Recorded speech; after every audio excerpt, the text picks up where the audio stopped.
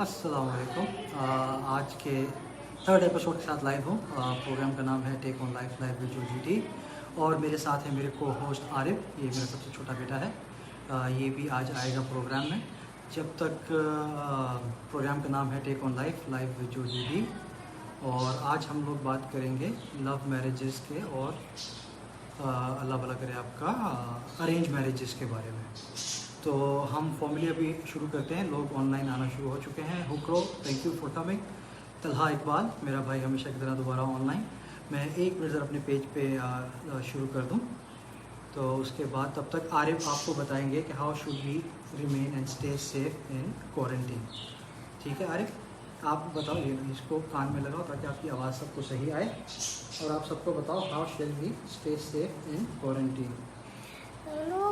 आप लोग अपने हाथ धोएं और मम्मा की बात सुने। जब आप बाहर जाएं हैंड सैनिटाइजर करें अपने हाथ पे और मास्क पहने बाहर जाते हुए और साथ में आप ग्लव्स पहने। बाय।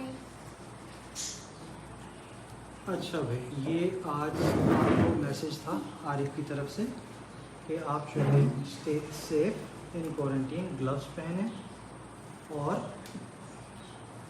अपने आप को साफ रखें।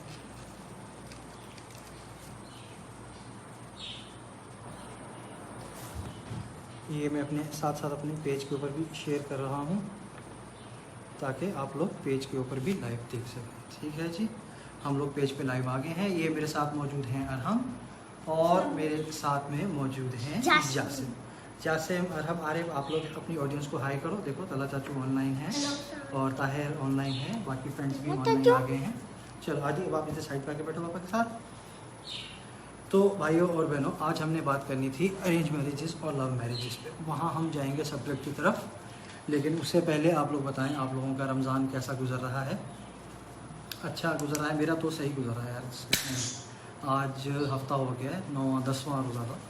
फ्राइडे को शुरू हुआ था, फ्राइडे से फ्राइडे 8 और आज 9 रोज़े पूरे हो चुके हैं अल्लाह ताला के फजल करम से और अच्छा सिलसिला गुजर रहा है। अभी तक रमज़ान ठीक चल रहा है।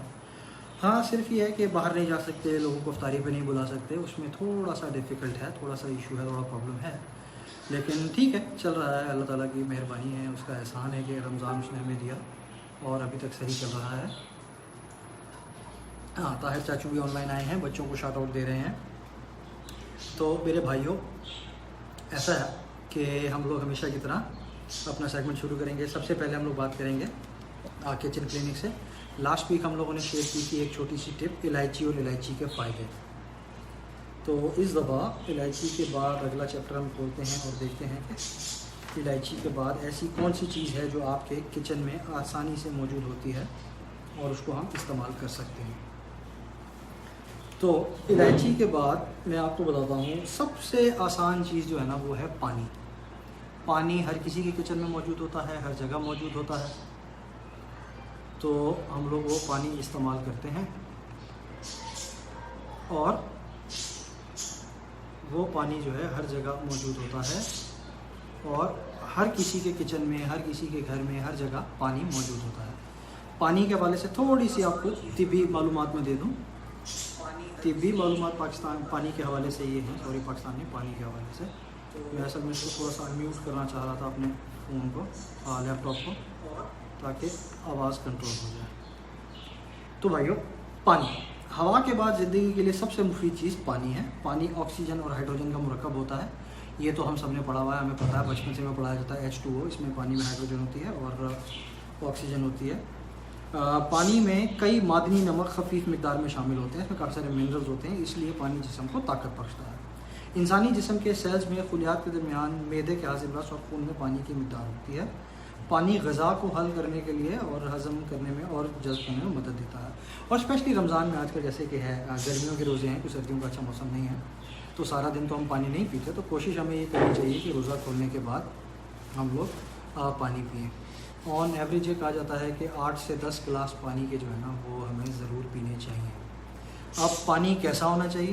पानी की 3 मतलब बेसिक इन्होंने बताई हैं क्वालिटीज़ के। पानी साफ़, शफाफ, बेरंग और बेबू होना चाहिए। उसमें कोई कलर ना हो और उसका कोई टेस्ट नहीं होना चाहिए और उसके अंदर किसी किस्म की कोई स्मेल नहीं होनी चाहिए। नलों के ज़रिए मिलने वाला पानी कुएं या तालाबों की निस्बत ज़्यादा बेहतर होता है। तिब्बी तजर्बात और पानी के मोजज़े। पानी सर दर्द, ब्लड प्रेशर, खून की कमी, फॉलेज, दिल के धड़कने, मिर्गी और मोटापे में बहुत ज़्यादा फ़ायदेमंद होता है। आप ज़्यादा से ज़्यादा पानी पिएँ, आपको इन चीज़ों में ये फ़ायदा देगा। खांसी, दमा, निमोनिया और टीबी में भी पानी का ज़्यादा इस्तेमाल डॉक्टर सजेस्ट करते हैं। गर्दन तोड़ बुखार, यूरिनेशन और जिगर के मुतालिक कोई भी बीमारी हो, आपको लिवर के कोई बीमारी हो तो उसमें भी आपको बहुत ज़्यादा पानी इस्तेमाल करना चाहिए। आँख, नाक, कान और गले के मुतलका कोई भी बीमारी जो है वो आप उसमें भी पानी बताते हैं। अच्छा, तरीका इलाज पानी से आपने क्या करना है, पानी से आपने अपना इलाज कैसे करना है।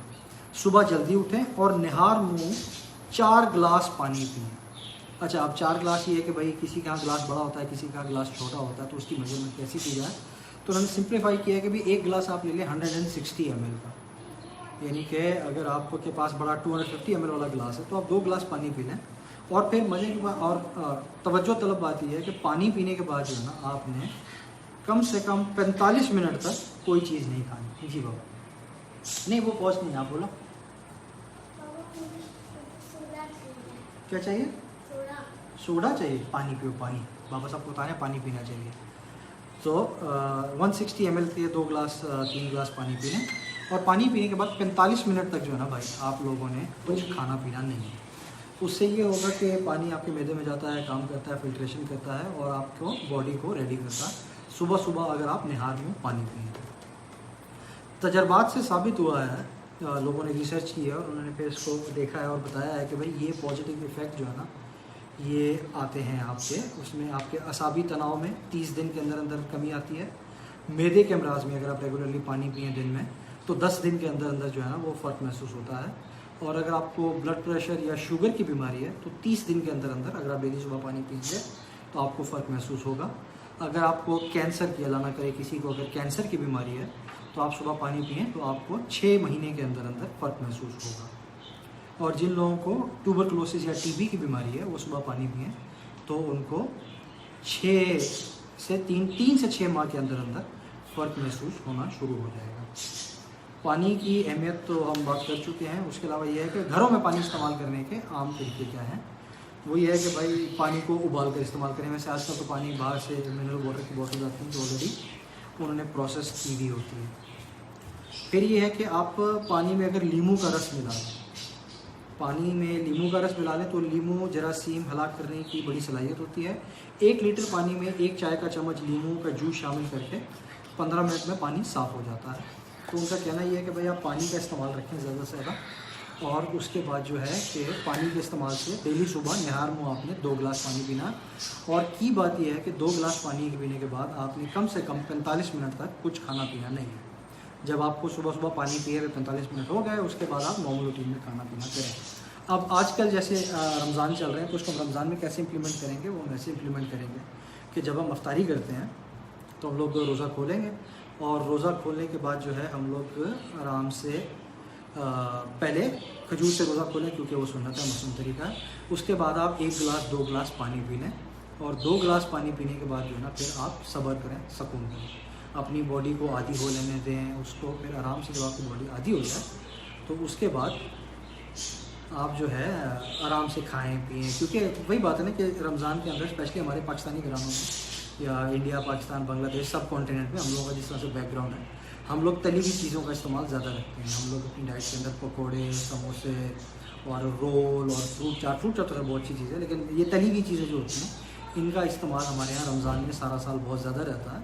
तो उसको काउंटर बैलेंस करने के लिए ज़रूरी है कि आप पानी का इस्तेमाल ज़्यादा से ज़्यादा करें। जैसे मैंने कहा कि अभी आप अफ्तारी करने के बाद 2 गिलास पानी पिएँ, थोड़ा सा सब्र करें, उसके बाद खाएं पिएँ जो खाना है और वक्तन फ़वक्तन सहरी तक पानी पीते रहें। ऐसा ना हो कि फिर आप सहरी करें और फिर रोज़ा फ़ौरन बंद होने से पहले जब अज़ान हो रही हो तो 2-3 गिलास आपने पानी के चढ़ा लिए, ऐसा भी नहीं करना। सारा टाइम आपने पीते रहना। तो ये हमारी थी आज की किचन क्लिनिक की टिप मेरे भाइयों और मेरे बहनों और भाभीयों और मेरे जो भाई देख रहे हैं उनकी बहनों और उनकी कज़नों और उनके जानने वालों। तो ऐसा है कि हम लोग किचन क्लिनिक के बाद बात करेंगे हम लोग थोड़ी सी शेर व शायरी की जाने। तो मैं आपको पहले भी पिछले 2 एपिसोड से जो लोग देख रहे हैं, मैं शेयर करता हूँ या इक़्तिबास करता हूँ। हमारे एक दोस्त हैं ज़फ़र मोहम्मद ख़ान ज़फ़र साहब, शायर हैं, उनका ताल्लुक़ कराची से है। पहले स्पार्को में वो न्यूक्लियर साइंटिस्ट हैं, साइंसदान हैं काफ़ी अर्सा, बल्कि सारी ज़िंदगी उन्होंने अपनी स्पार्को में गुजारी और उस लिहाज से उन्होंने अपना तमाम तर खिदमात पाकिस्तान स्पार्को को दी। साइंटिस्ट हैं और फिर रिटायर होने के बाद एक्सरसाइज करें। ये मेरे एक भाई ने कहा है कि आप एक्सरसाइज करें। बिल्कुल डेफिनेटली भाई, एक्सरसाइज करनी चाहिए। और हम लोगों को अपनी, ये भाई तू मुझे कह रहा है कि एक्सरसाइज करें, या सारी दुनिया के लिए मशवरा दे रहा है एक्सरसाइज करें? अगर तू सिर्फ मुझे कह रहा है एक्सरसाइज करें तो भाई तू मुझे कितने साल से जानता है। मैंने जितनी एक्सरसाइज करनी थी ना अपनी ज़िंदगी में वो कर ली। अब अगर रमज़ान में तुम कहते हो कि वज़न बढ़ेगा, बैठे रहेंगे, भाई जो है तो बड़ा मशहूर कॉल है किसी का कि ये तो होगा, रमज़ान में समोसे खाएंगे, पकोड़े खाएंगे और वज़न बढ़ेगा तो ये तो होगा। और मैं एक्सरसाइज क्यों नहीं करता हूँ तो वो मैं नहीं बताऊँगा, मुझे अपना मजाक नहीं उड़वाना है, वो मैं नहीं बताऊँगा। खैर एनीवेज, हम लोग बात कर रहे थे इसकी शेर व शायरी की। तो ज़फ़र भाई के इंट्रोडक्शन में पहले 2 एपिसोड भी दे चुका हूँ, एक बार फिर बता दूँ। मेरे बहुत पुराने दोस्त हैं, वो उन्होंने फिर रिटायरमेंट के बाद अपनी सारी ज़िंदगी की शेर व शायरी को इकट्ठा किया और फिर उन्होंने अपनी किताब शाया की। किताब का नाम है ज़रताब, आप इसको देख सकते हैं, पाकिस्तान में मेरा ख्याल अवेलेबल भी है, ख़रीद भी सकते हैं। अच्छा, इसमें जो एक ख़ास बात मैं आपको बताने लगा हूँ ना ज़रताब के हवाले से और मेरी अपनी पर्सनल एफिलिएशन के हवाले से, वो ये है कि जब ज़फ़र भाई की किताब अभी शाया नहीं हुई थी और उनके हम लोग जो हैं रफ़ ड्राफ्ट देखते थे या उनके मतलब हैंड रिटन नोट्स देखते थे, उनके साथ महफिल होती थी तो वो अपनी शेर व शायरी शेयर किया करते थे। तो उसमें जब भी वो हमें सुनाया करते थे, महफिल में बैठते थे, तो उनकी एक गज़ल थी जो मुझे ज़ाती तौर पर बहुत ही पसंद थी और मैं उससे अपनी मेरी पर्सनल एफिलिएशन थी। फिर उस ज़माने में, ये 2007 की बात है, 2007 में मैं वापस आया था अमेरिका से। ज़फ़र भाई से मुलाकात हुई, उन्होंने अपना मसूदा शेयर किया, उनकी शेर व शायरी हमने पढ़ी, देखा। तो उसमें उनकी एक गज़ल जो मेरे दिल के बहुत नज़दीक है, मुझे बहुत पसंद आई और ये उस वक्त हमने पढ़ी थी जब वो अभी किताब शाया नहीं हुई थी। तो उसके अंदर एक शेर था, वो शेर जैसे होता ना कि भाई आपने सुना और वो आपके दिल में खूब गया, क्योंकि उन दिनों मेरी नई मंगनी हुई थी। 2007 दिसंबर में मेरी मंगनी हुई थी, जनवरी फरवरी में ये गज़ल मेरी नज़रों से गुजरी थी। तो बस वो एक शेर सुना और वो जैसे ही शेर सुना तो अपनी मंगेतर, जब मेरी बीवी बन चुकी है, 12 साल हो चुके हैं, कोई ऐसा अफेयर नहीं था कि उसको कोई और थी, वही वाली है अभी तक। थैंक यू भाई, ये शर्ट बहुत अच्छी है, नेक्स्ट टाइम भाई आएगा तो इंशाल्लाह ताला तेरे लिए लेके आएगा। दोस्त है मेरा पाकिस्तान से, मैसेज कर रहा है, nice shirt, thank you, don't worry. जब नेक्स्ट टाइम ज़िंदगी में भाई कभी आया पाकिस्तान तो तुम्हारे लिए लेके आएगा। लेकिन अनफॉर्चुनेटली PIA वाले फिर मेरा बैग गुम कर देंगे, फिर तुम्हें टी शर्ट नहीं मिल सकेगी। तो तुम्हारे पास 2 ही ऑप्शन है, या तो ऐसी शर्ट मिल जाए तो ठीक है, नहीं तो फिर यही वाली पहन लेना भाई। अच्छा, तो गोइंग बैक, भाई के कमेंट्स में हम बिजी हो गए। गोइंग बैक, तो ज़फ़र साहब की जो गज़ल थी ना वो मैं आपको शेयर करता हूँ। तो उसके अंदर जो शेर था ना, वो शेर मंगनी की तस्वीरें देखने के बाद अपनी मंगेतर की मोहब्बत में आदमी पागल हुआ होता है, बुला लो उसको। तो सेम सिचुएशन थी। तो बस ये शेर दिल में लग गया और उसके बाद से वहीं रहा। मैं अपनी बेगम को भी, अब बेगम बन गई तो मंगेतर थी, उसको सुनाया करता था। तो ये शेर जो है ना, गज़ल मैं आपको पहले पूरी बताता हूँ, उसके बाद फिर मैं वो स्पेसिफिक शेर जो है ना वो आपके साथ शेयर करूँगा। तो गज़ल ज़फ़र भाई, ज़फ़र मोहम्मद ज़फ़र ख़ान साहब का कलाम है, ज़फ़र मोहम्मद ख़ान ज़फ़र। अर्ज़ करते हैं कि जो घर की तरफ न लेके जाए वो डगर क्या, जिस राह से तू गुज़रे ना वो राह गुज़र क्या। जो घर की तरफ लेके ना जाए वो डगर क्या, जिस राह से तू ना गुज़रे वो राह गुज़र क्या।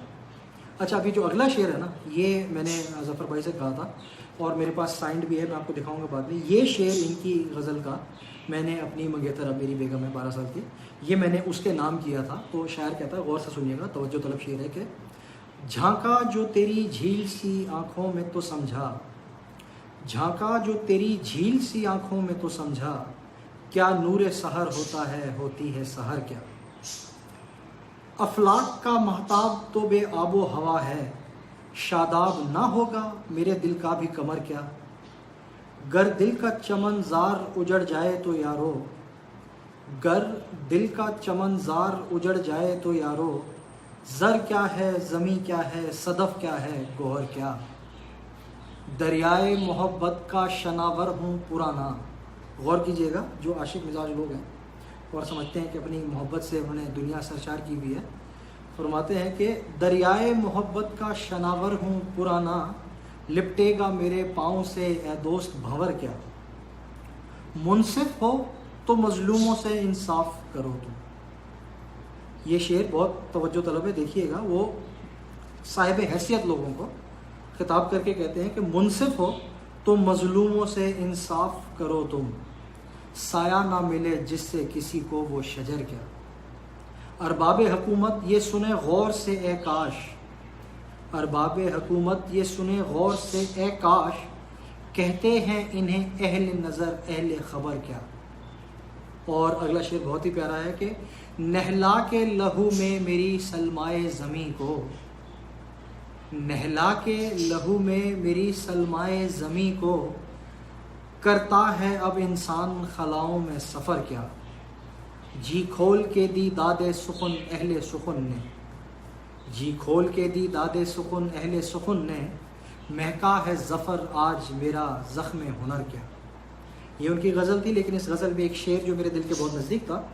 अपनी बेगम को जब मंगनी के बाद हम लोग मिले और उसके बाद बेगम को देखने के बाद, बेगम की तस्वीरें देखने के बाद उसकी आंखों में देखा, तो जैसे वो है ना, रात नुसरत फ़तेह अली खान साहब भी कहती हैं कि आंखें देखी तो मैं देखता रह गया, जाम दो और दोनों ही दो आतिशा।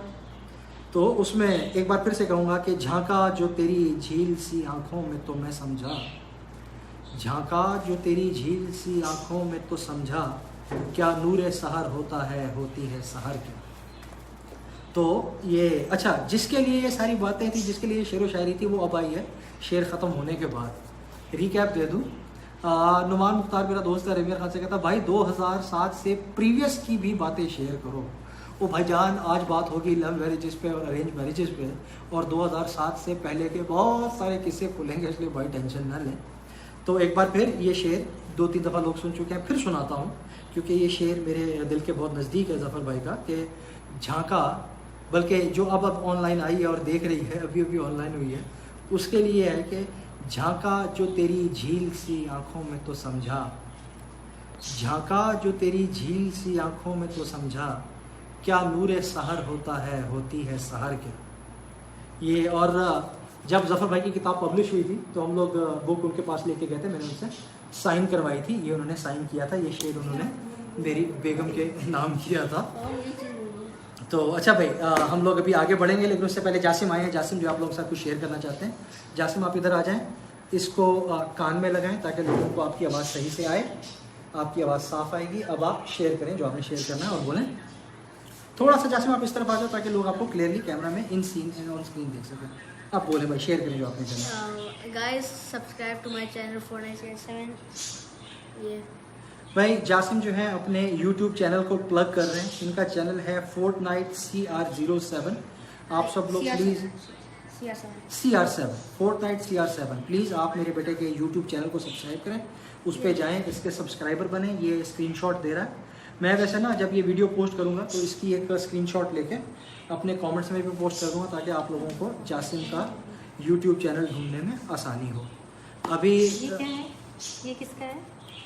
ये पिछले वाला पुराना एपिसोड लाइव जा रहा है, नाउ प्लेइंग, उस पर दिखा रहा है। अच्छा। ठीक है भाई, तो अभी वो मैंने अपने पेज पे भी जो है ना उसको लाइव लिया हुआ, ताकि जो पेज पे देखना चाह रहा है वो पेज पे देखे। वैसे नॉर्मली लोग अच्छा, ये यहाँ पे पेज आके देख रहे हैं, वो मेरा पेज ओपन हुआ। अच्छा। तो भाइयों, आज का चूँकि हमारा टॉपिक था लव मैरिजेज और अरेंज मैरिजेज, और फिर मैरिज की बात ही क्या है जब 50% ऑडियंस और 50% ना हो। तो ये मेरा बेटर हाफ भाइयों आ गई है ऑनलाइन, आप लोगों को शक्ल दिखाने, आपको पता लगे कि मैं जो हूँ वो तो हाफ हूँ, 50% हूँ, बाकी जो चीज़ मुझे बेटर बनाती है वो बेटर हाफ है। ये कमेंट्स आ रहे हैं, इनको बंद कर दिया तो फिर वो पीछे से मुझे कमेंट नजर आना बंद हो जाएंगे। अच्छा, तो भाइयों ये मैं हूँ, मुझे तो आप बहुत सारे लोग जानते हैं। ये मेरा अब पता नहीं हाफ है, हाफ तो है डेफिनेटली, ये तो है, हाफ तो है। अब बेटर है कि नहीं है वो मैं आप लोगों पे छोड़ता हूँ, लेकिन हमारा जो 100% रिलेशनशिप है उसमें 50% मैं हूँ और 50% जो है वो ये है। अब वो बेटर है कि नहीं है, लेकिन बहरहाल मैं इससे भी यकीन रखता हूँ कि definitely made me a better person. तो जीनत भी ऑनलाइन आ गई है, ये हमारे साथ बैठी रहेंगी। इसने आते ही कहा कि आप कचरा मचा के बैठे, मैं चीज़ें समेट के रखें, वो तो मेरी आदत है। तो बात होगी भाइयों लव मैरिज और अरेंज मैरिज पे। तो मेरा पहला सवाल, मैं वैसे क्राउड देख रहा हूँ जो ऑनलाइन है, उसमें से काफ़ी सारे लोग ऐसे हैं जो मैरिड हैं, अभी तक जो लोग जो हैं वो मैरिड हैं, तो पहला सवाल कमेंट में जवाब दो, अगर किसी का दिल करे तो दो, नहीं करता तो ना दो।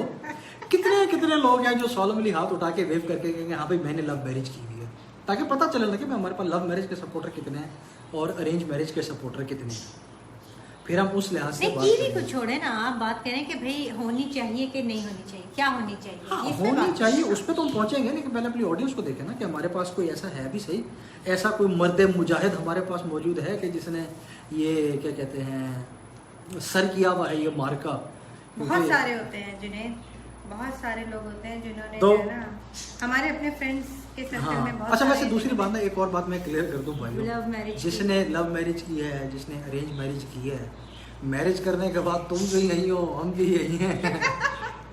मतलब ये है कि भाई बेगम से पूछ के बाहर तुम भी जा रहे हो, बेगम से पूछ के बाहर हम भी जा रहे हैं, दोस्तों में चले गए 2 घंटे बैठे तो बेगम का फ़ोन तुम्हें भी आ रहा है, बेगम का फ़ोन हमें भी आ रहा है। ऐसा नहीं है कि भाई किसी ने लव मैरिज की भी है या अरेंज मैरिज की भी है तो उसके बाद जो है ना वो भाई कोई उसने सर पे ताज पहन लिया।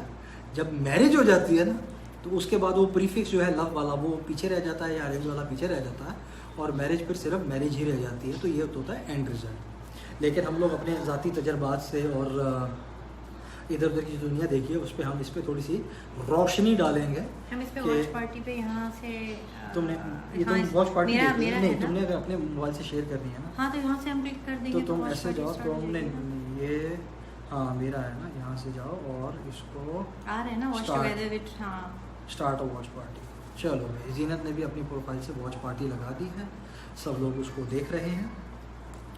तो भाइयों अच्छा हाँ, तो बात हो रही थी कि लव मैरिज और अरेंज मैरिज। मैं वैसे ज़ाती तौर पे जो है ना भाइयों अपना वर्डिक्ट आपको आखिर में दूंगा कि मैं किस चीज़ के हक़ में हूँ या किस चीज़ को प्रेफर करता हूँ। लेकिन just to give you a little bit of background, मेरी शादी जो है वो एक अरेंज मैरिज है। काफ़ी सारे लोगों को पता है, जितने ज़्यादा ऑब्वियसली सब लोग मेरे क्यों? फ्रेंड लिस्ट से ही हैं, क्या सबको पता है कि मेरी शादी कैसे हुई थी, क्या हुई थी।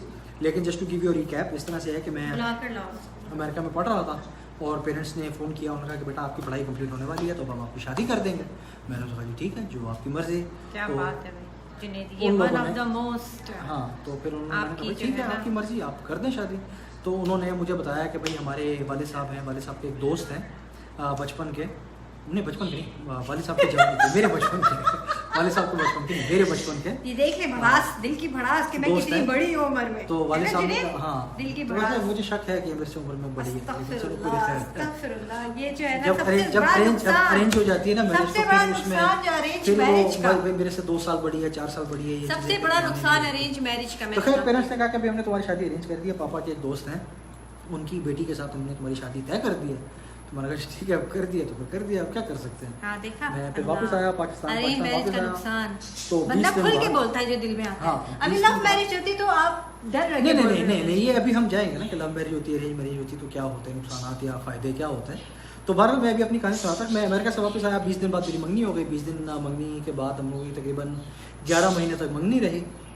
11 महीने में जो है हम लोगों ने 11 महीने बाद फिर हमारी शादी हो गई। और हमारी शादी उस दिन हुई थी जिस दिन मोहतरमा बेनज़ीर भुट्टो साहबा का उस दिन में मुझे एक शहादत- अलार्म दिया शहादत हुई, लगा। जिस दिन बेनज़ीर मरी थी, फौत हुई थी। अलार्म आया था हाँ, एक्चुअली वो। उस दिन हमारी सोच शादी लो, हुई। सोच अच्छा लो मजे की बेटा। बात ये है कि मैं और महबूब भाई मेरे बहनोई हैं, हम लोग कराची पहुंचे थे, शादी मेरी कराची में हुई थी। तो हम लोग पहुंचे तो हमें पता चला था बेनज़ीर का मरने का टैक्सी ड्राइवर से, क्योंकि हम लोग जा रहे थे, मैंने कहा यार होटल का कमरा वगैरह बुक करवा लें। हम टैक्सी में भी बैठे तो टैक्सी ड्राइवर कहता कि बेनज़ीर मर गए, आपकी शादी वादी नहीं होने वाली। खैर हम बुलंद इरादों वाले लोग थे, हमने कहा जी ऐसे थोड़ी होता, बेनज़ीर मर गए तो शादी थोड़ी होगी। हम लोगों ने इन लोगों ने खैर बड़ी हिम्मत का काम किया, कहीं से एक मौलवी पकड़ा हो सका, मौलवी कहीं से नहीं पकड़ा था निकाह जुनैद, पढ़वा दे। वो भी तैयार ही बैठा था जैसे अल्लाह माफ मौलवी करे। मौलवी साहब जो है ना, इनके अब्बू ने कहा देख भाई बात सुन, एक तो मसे मसे इसकी शादी हो रही है मेरी बेटी की, इसको तो जो है ना हम बुलाओ मौलवी को। अल्लाह तौबा लाओ। तौबा तौबा जुनैद, अस्तगफिरुल्लाह। उन्होंने कहा, भाई, ये आप जो है ना, मसे ये इसकी लाइव शादी हो बैठ रही के, है। ये लाइव बैठ के, ये मैं इतनी बता रही हूँ मुश्किल सबसे से बड़ा इतनी नुकसान, मुश्किल से एक बकरा फंसा सबसे है। बड़ा नुकसान जो है ना अरेंज मैरिज का, इतनी- ये जो है ना, ये आदमी लोग जो है ना खुल के बोलते हैं, कोई इतनी डर नहीं होता। इतनी मुश्किल से एक अभी बकरा लव मैरिज फंसा, होती ना, जानू, ये बकरा भी भाग ना जानू, जाए, इसलिए जानू, भाई कहीं से भी जानू। कोई मौलवी मिले, वो मौलवी शिया हो, सुन्नी हो, बरेलवी हो, उस्मा, देवबंदी हो, मैं अपनी बहन- दाढ़ी वाला हो, अपनी पगड़ी बहन को वाला हो, लाइव जो मर्जी बुलाना को पकड़ के ले आओ चाहती हूँ। मौलवी। उस्मा पापा को लाओ लाइव और दिखाओ कि ये जो आपके जो दामाद उन्होंने कहा साहब कि हैं, भाई मौलवी ढूंढो। उन्होंने कहा नहीं सर ढूंढो पूरा नहीं, पूरा वो बैठा हुआ था, हाँ, बोल- इंतजार में बैठा अच्छा हुआ था। इन्होंने 2 दिन आपका पहले जितना मौलवी अपने घर में रख आपका- लिया था। 2 दिन पहले मौलवी अपने घर में बुला के बिठा हाँ, दिया, हम हमने कहा, मौलवी- खुदा ना खास्ता, हाँ, हमने कराची का हालात हम खराब हो अपने घर सकते के हैं, हालात बर्दाश्त एंड करें, टाइम पे जो है हाँ, मौलवी ना मिले, मौलवी तैयार रखो, बड़ी मुश्किल से एक बकरा फंसा है, हाय, हाय, ये ना हो वो भी भाग जाए। भाग मैं जाए। मासूम बच्चा, अम्मा अब्बा ने कहा बेटा ये लड़की ऐसे शादी कर लो, हाय, हाय, कितने कर मासूम लेते। थे जुनैद आप। आपका नाम मासूम जुनैद दुरानी था सा। अब हाँ, आपने हाँ। नाम चेंज किया अपना। नहीं, मैं पहले जुनैद शरीफ होता था, लोग मुझे शराफत की वजह से मुझे जुनैद शरीफ कहते थे, लेकिन उसके बाद फिर उन्होंने कहा कि नहीं। तो खैर नॉनदलेस तो मजाक अपनी जगह। तो उस दिन खैर हमारी शादी हो गई, अल्लाह ताला का शुक्र है कि वो पोस्टपोन नहीं हुई, आ गए हम लोग, शादी करके वापस आ गए।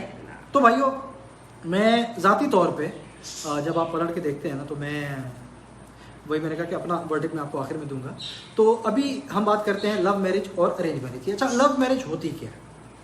लव मैरिज की जो डिफ्रेंशिएशन है ना, वो 2 तरह की है। एक मेरा अपना पॉइंट ऑफ व्यू है कि भाई लव मैरिज क्या होती है, और एक वो डेफिनेशन है जो हमारे यहाँ स्पेशली पाकिस्तानी कल्चर में उर्फ आम में पाई जाती है। तो उर्फ आम में अगर हम पाकिस्तान में बात करते हैं, फलाने बंदे की या फलाने की लव मैरिज है, तो हम लोग ये असम्पशंस और ये स्टीरियोटाइप्स और ये चीज़ें कॉनोटेशन उसके साथ आती है कि इस लड़के ने या इस लड़की ने अपने ज़माना तालिब इल्मी में, यूनिवर्सिटी में या जॉब पे या कहीं भी किसी शख्स से या किसी काउंटर पार्ट मतलब दूसरे से मुलाकात हुई, एक दूसरे से मोहब्बत हो गई तूफ़ानी किस्म की, और फिर उसके बाद उसने कहा जी मैंने यहाँ शादी करनी है। अम्मा अब्बा ने कहा बेटा कोई ज़रूरत नहीं शादी करने की, ये शख्स इस काबिल नहीं है।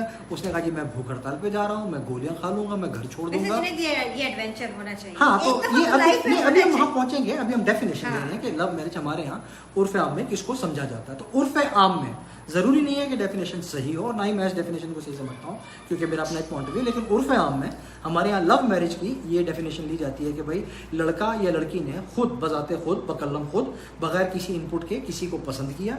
पसंद करने के बाद दोनों एक दूसरे को उन्होंने समझा किया, और उसके बाद ख़ानदान भर की या तमाम लोगों की मुखालफत लेने के बावजूद उन्होंने कहा कि नहीं जी मैंने इससे शादी करनी है, और उनकी शादी हो गई और लव मैरिज हो गई।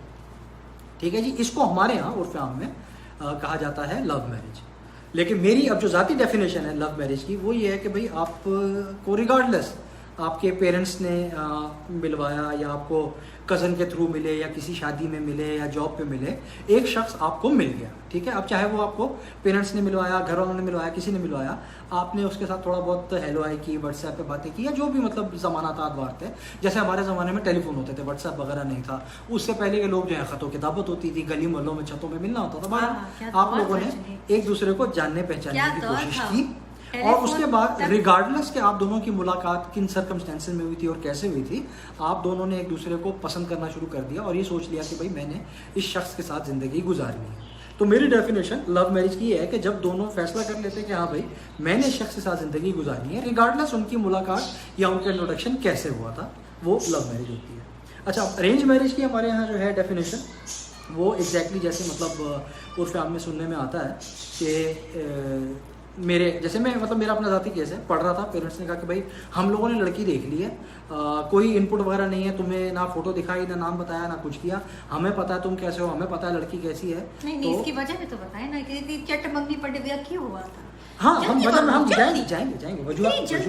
में जाएंगे। कहते हैं हमारे अगर तो लड़के वाले जल्दी मचा हाँ, रहे हैं हाँ, तो जाएंगे। दाल में कुछ जाएंगे जाएंगे जाए, वजूहात में उसके जाएंगे हम कि पीछे। ऐसा क्यों हुआ। लेकिन हमारा अरेंज मैरिज ये होती है कि भाई माँ बाप ने या खाला ने या नानी ने या चचा ने या मामा ने या ताया ने कह दिया कि भाई ये बंदा ऐसा है, वो फलाना फलाना बंदा बहुत अच्छा है, मैं उनको जानता हूँ, तो इनकी शादी कर दो। और बच्चे को ना मोस्टली बताया जाता है, पूछा नहीं जाता कि भाई तुम्हारी शादी हम यहाँ कर रहे हैं। पुराने जमाने में होता था हाँ, ये, अब नहीं उनको होता। बताया जाता है। अब जैसे आजकल का हाँ, दौर है, बहुत पुराने जमाने हाँ, के। अब जैसे आजकल का दौर है कि पेरेंट्स बच्चों को एक ऑप्शन देते हैं कि बेटा हम ये समझते हैं, आगे आपकी मर्जी है तो ठीक है।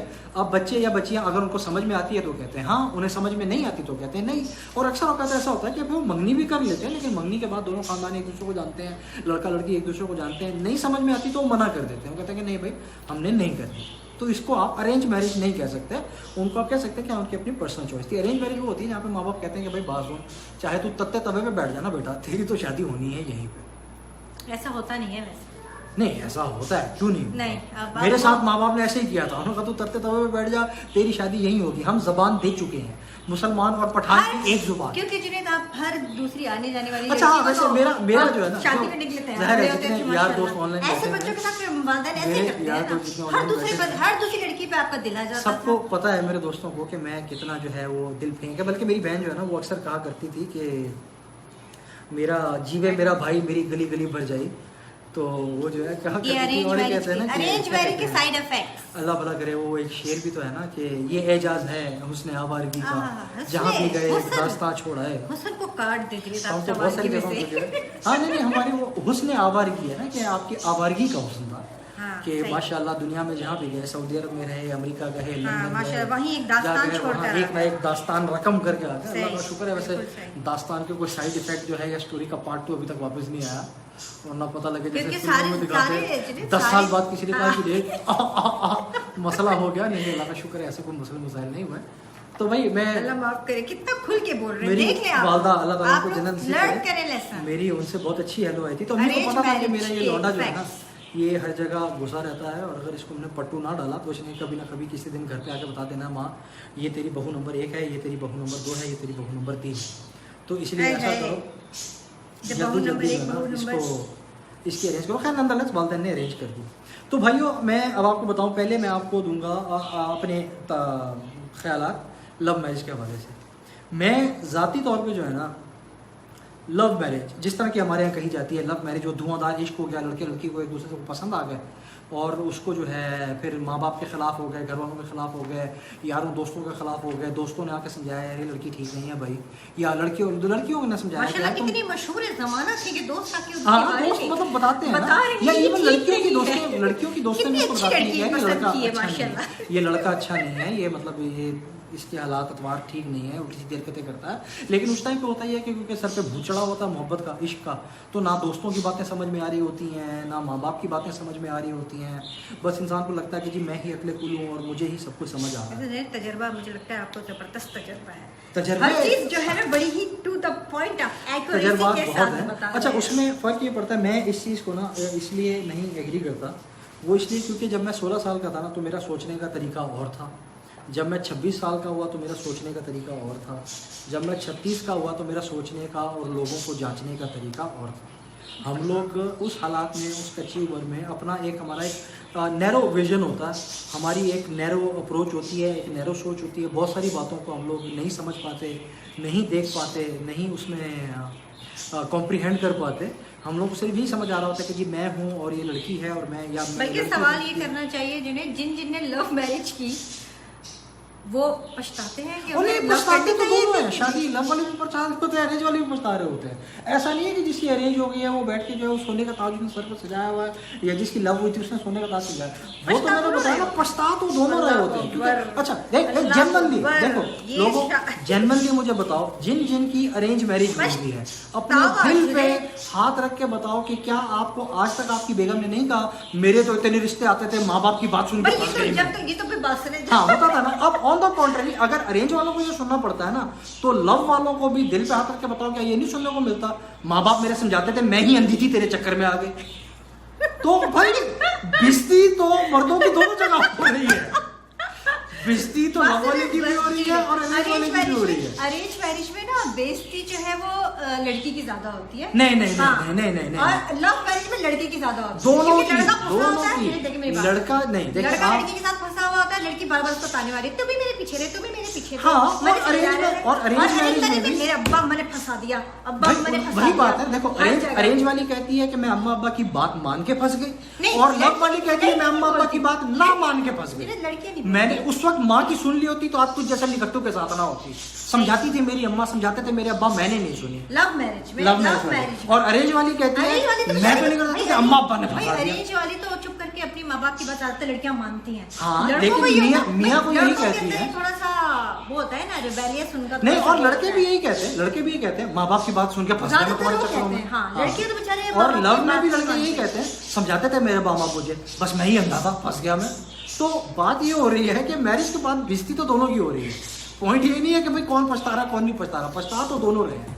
और सबसे बड़ी बात ये है कि जो है ना अरेंज मैरिज में कॉम्प्रोमाइज जो है ना नहीं, नहीं, नहीं, नहीं, खैर नहीं, compromise लड़का तो तो- फौरन उसके दिमाग में ही आता है नहीं हाँ, बस, कॉम्प्रोमाइज आज तो अपनी मर्जी की होती है ना कॉम्प्रोमाइज तो मैंने। दोनों हालात में इंसान को करना पड़ता है क्योंकि शादी पढ़ता एक है ऐसा नहीं रिश्ता जिन्हें देखिए है पढ़ता है जो कि बगैर बात नहीं है। कॉम्प्रोमाइज के नहीं बात कर पढ़ता सकता। है कि नहीं हम ओरिजिनल हम फैक्ट्स जो होते हैं जो उनके ऊपर बात करें हाँ ना। तो अरेंज मैरिजेस में जो है लव मैरिजेस में भी जहाँ लड़के कॉम्प्रोमाइज नहीं होता, लड़के रिश्ते खत्म हो जाते हैं। कॉम्प्रोमाइज करते हैं नहीं लड़के करते हैं भाइयों अगर किसी ने लव मैरिज की है, अगर किसी ने लव मैरिज की है तो आके इसको बताओ कि जिनकी लव मैरिज हुई हुई होती है ना भाईजान, वो लोग भी कॉम्प्रोमाइज कर रहे होते हैं, बल्कि मैं समझता हूँ वो ज्यादा कॉम्प्रोमाइज कर रहे होते हैं, क्योंकि उन्हें पता होता है कि भाई क्या कह रहे हैं भाई, उनके दिल को कैमरा सीधा करें, कैमरा कौन सा सीधा करें, कैसे सीधा करें भाई, ऐसे ही आप अपना मोबाइल टेढ़ा कर लें। मैं यहाँ पे डिस्कशन चल रही है भाई लव मैरिज के अरेंज मैरिज के बीच में आगे कैमरा सीधा करें, ओ भाई तू अपना कैमरा सीधा कर। मेरी बात सुने ना, मेरी बात सुने भाईजान कैमरा ठीक करें, आप अपना कैमरा ठीक करें। आपका मोबाइल टेढ़ा है तो उसको यूज कर लेंगे। अरेंज मैरिज के साइड इफेक्ट, जज्बातियत जो है ना उरूज पर आ जाती है। अगर जरा सा कोई कॉन्फ्लिक्ट होता है, लड़का फौरन कहता है, लड़के के दिमाग में आता है माँ बाप ने सर पे लाके बिठा दी। अब अच्छा अगर लव मैरिज होती ना तो उसमें फौरन माँ बाप को तो कुछ कह नहीं सकते, पता है कि किए हमने, इसलिए ये जुमला बहरहाल नहीं होता। लड़का कॉम्प्रोमाइज कर यार क्या हुआ, ये कहेगा फंस गया यार, गलत चक्कर में पड़ गया था इसके हाथ। बात ये है, हाँ आपकी बात ठीक है कि इंसान उसमें ब्लेम पेरेंट्स को दे रहा होता है, इसमें ब्लेम नहीं देता, लेकिन बहरहाल ऐसा नहीं है कि अरेंज मैरिज में ये होता है सबसे पहला काम, मेरे माँ बाप ने लाके जो है ना फंसा तो दिया मुझे, मैं नहीं जानता, संभालो पापा संभालो। तो लव मैरिज में भी तो यही होता है ना कि बंदे की जब नहीं बन रही होती तो बंदा अब चाहे वो अपने आप को ब्लेम दे या पेरेंट्स को ब्लेम दे, ब्लेम तो दे रहा होता है ना किसी को, ब्लेम दे रहा ऐसा है, नहीं है कॉम्प्रोमाइज बहरहाल क्योंकि खुद का डिसीजन होता है, लेकिन ठीक है खुद का डिसीजन होता है, इसीलिए वो बहरहाल सोचते हैं कि चलो ठीक है यार अब जो भी है अब तो कर, अगर खुदा ना खास्ता नहीं बनी जो भी हो तो माँ बाप से ताने अलग सुनने पड़ेंगे, सबसे ये सारी चीजों का बिल्कुल फैक्टर है, लेकिन ऐसा नहीं है कि लव मैरिज करने वाले जो है वो शादी करने के बाद बेड ऑफ रोजेस पे बैठे होते हैं, बेड ऑफ रोजेस पे वो भी नहीं बैठे होते, नहीं बेड ऑफ रोजेस में नहीं बैठे होते, लेकिन हम ये कह रहे हैं कि ज्यादा बेहतर क्या है, ज्यादा बात ये नहीं है कि ज्यादा बेहतर क्या है, ना ये गलत है और ना ही वो गलत है, दोनों चीजें ही सही हैं। बेहतर वो है जो चीज आपको जो है वो सेटिस्फाई करती है, जो चीज आपके लिए सही रहती है। अब अगर एक आदमी कहे कि जी लव मैरिज सही है और अरेंज मैरिज गलत है तो ये पॉइंट ऑफ व्यू भी ठीक नहीं है, और अगर कोई कहे कि लव मैरिज ठीक है और अरेंज मैरिज गलत है वो पॉइंट ऑफ व्यू ठीक, दोनों में से गलत कुछ भी नहीं है और सही कुछ भी नहीं है। आपकी जो सिचुएशन आपके लिए बेहतर है, भाई आप हाँ कहने का मतलब ये कि अगर आपकी अरेंज मैरिज में बन गई हाँ, तो वो सबसे बेस्ट तो आपके लिए बेस्ट वो है, आपकी अगर लव मैरिज में बन गई तो आपके लिए बेस्ट वो है, तो कोई इसकी लेकिन वैसे मैंने देखा ये ज्यादातर अपने सारे दोस्तों में भी और जानने वालों में भी कि जिन्होंने लव मैरिजेस की भी होती हैं वो क्या यही होते हैं, अपनी अम्मा से भी कभी कह रहे हो क्या पता उनको खुश करने के लिए कह रहे हो, अरे अम्मा हम फंस गए, क्या यही बात है ना। गलती हो गई, गलती हो गई, छोड़ दो, वो भी नहीं है ना। दोस्तों को, जिन लड़कों को जानता हूँ जिन्होंने लव मैरिज की हुई है, वो आके अक्सर ठीक है वो अपने पेरेंट्स के सामने कभी भी इस बात का एतराफ़ नहीं करते कि भाई हमने गलती की थी, जो गिल्ट फैक्टर हो, जो मर्जी हो, या वो बीवी को भी नहीं बोलेंगे, लेकिन जो उनके करीबी दोस्त होते हैं ना उनमें बैठ के वो बरमला इस बात का एतराफ़ करते हैं कि यार बेवकूफ़ी कर ली, माँ बाप की नहीं सुनी। बॉटम लाइन ये है, हाँ बॉटम लाइन ये है, दिल के अंदर गिल्ट होता है, लेकिन ये है कि कोई भी स्टेप नहीं उठा सकते। तो बॉटम लाइन ये है कि भाई आपने चाहे लव की हो चाहे अरेंज की हो, भाया ऐसी बात नहीं है कि करने के बाद वो चीज आपकी ऑटोमेटिकली जो है वो 100% से स्टार्ट होगी। ये देखें ये मेरी जिंदगी एक बार मिलती है, वाह वाह वाह वाह, ये मेरी बहन मेरे साथ आई है, जिंदगी एक बार मिलती है, जो इंसान के दिल में आए वो कर लो भाई। देखो भाई दिल में कोई भाई आस नहीं रहनी चाहिए, ठीक है गलत हो गया फैसला तो कोई बात नहीं, जैसे अक्सर लड़कों के साथ होता है और ये हुआ है, हमने देखा भी है कि अपनी मर्जी से कर लेते हैं, क्योंकि दोस्त यार उनको बोल रहे थे कोई बात नहीं यार माँ बाप मान जाएंगे भाई, अपनी मर्जी भी कर ली, चलो कोई बात नहीं, अगर उसका रिजल्ट खातिर हुआ नहीं निकल रहा, अपनी मर्जी तो कर ली ना, दिल में कोई कसक तो नहीं है ना। सारी जिंदगी जो है ना ये कसक लिए जी रहे होते अपनी मर्जी से। इस बात पे एग्री करता हूँ कि दिल में कसक नहीं होती, वो नहीं होती। फिर बात वही होती है ना कि आप एज ए पर्सन आपके नज़दीक इम्पोर्टेंट क्या है। मैं ज़ाती तौर पे इस चीज़ को इंतहाई सेल्फिशनेस समझता हूँ कि आप ये देखें कि भाई मैं क्या चाहता हूँ।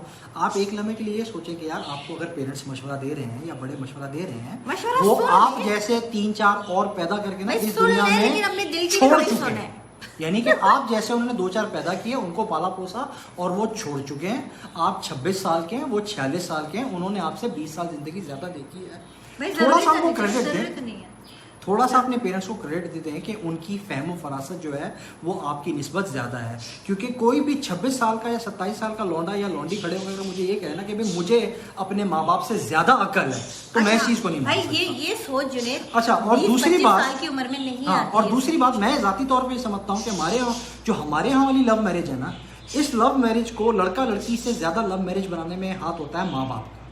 अब वो कैसे? वो ऐसे है कि भाई मैं अपनी मिसाल देता हूँ, मुझे एक लड़की पसंद आ गई, मैं गया अपने डैडी के पास, मैंने कहा डैडी मुझे फलानी लड़की पसंद आ गई है, मैंने तो करनी है शादी वहाँ पे। हर अब- दूसरे रोज अपने हाँ, साथ पे ये कि हर अब दूसरे अगर रोज मेरे आएगी। अब्बू मुझे आगे से जवाब देंगे ना कि बेटा बात सुनो, तुम्हारी शादी वादी वहाँ कोई नहीं हो रही है, शादी तुम्हारी होगी जहाँ मैं जा रहा हूँ, ठीक है, तो फिर मेरे अंदर रेबेलियन भी आएगा, मैं उनसे आगे लड़ूंगा भी, झगड़ूंगा भी, अपनी बात भी मनवाऊंगा, ये करूंगा। मेरे पेरेंट्स का जो रिस्पॉन्स है ना, उसको देख के फिर मेरा एक्शन या रिएक्शन आएगा। मैं बहुत सारे पेरेंट्स को ऐसा जानता हूँ जिन्होंने इस मामले को इंतहाई टैक्टफुली हैंडल किया। लड़का या लड़की आए, उन्होंने कहा कि जी हम लोग जो है ना शादी करना चाहते हैं फलानी जगह पे। उन्होंने कहा बेटा कोई मसला नहीं है, उनसे कोई रिश्ता ले आए। वो रिश्ता लेके आ गए, उन्होंने हंसी खुशी मंगनी भी कर दी। उन्होंने कहा बेटा तुम्हारी पसंद थी, बहुत अच्छी, 100 बिस्मिल्लाह, आंखों पे दामाद या बहू, बिल्कुल हम उसको दिल से लगा के रखेंगे। मंगनी कर दी। मंगनी के बाद आहिस्ता आहिस्ता बच्चे की ब्रेन वॉशिंग शुरू कर दी। देखा बेटा उनके खानदान का तरीका क्या है, उनको तो उठने की तमीज़ नहीं है। वो देखो लड़की हम जाते हैं ना, वो हमें हेलो करती है, ना मिलती है, ना वो फ़ोन करती है। आहिस्ता आहिस्ता उसकी स्लो पॉइजनिंग, ब्रेन वॉशिंग शुरू कर दी। और लड़के साहब को या लड़की साहिबा को ये बात समझ आ गई, यार बात सुनो, मेरे पेरेंट्स कितने अच्छे हैं, मैंने उनसे कहा मुझे इससे करनी है, उन्होंने करने लेकिन ये एक दी। रिस्क उसके है बाद इसमें।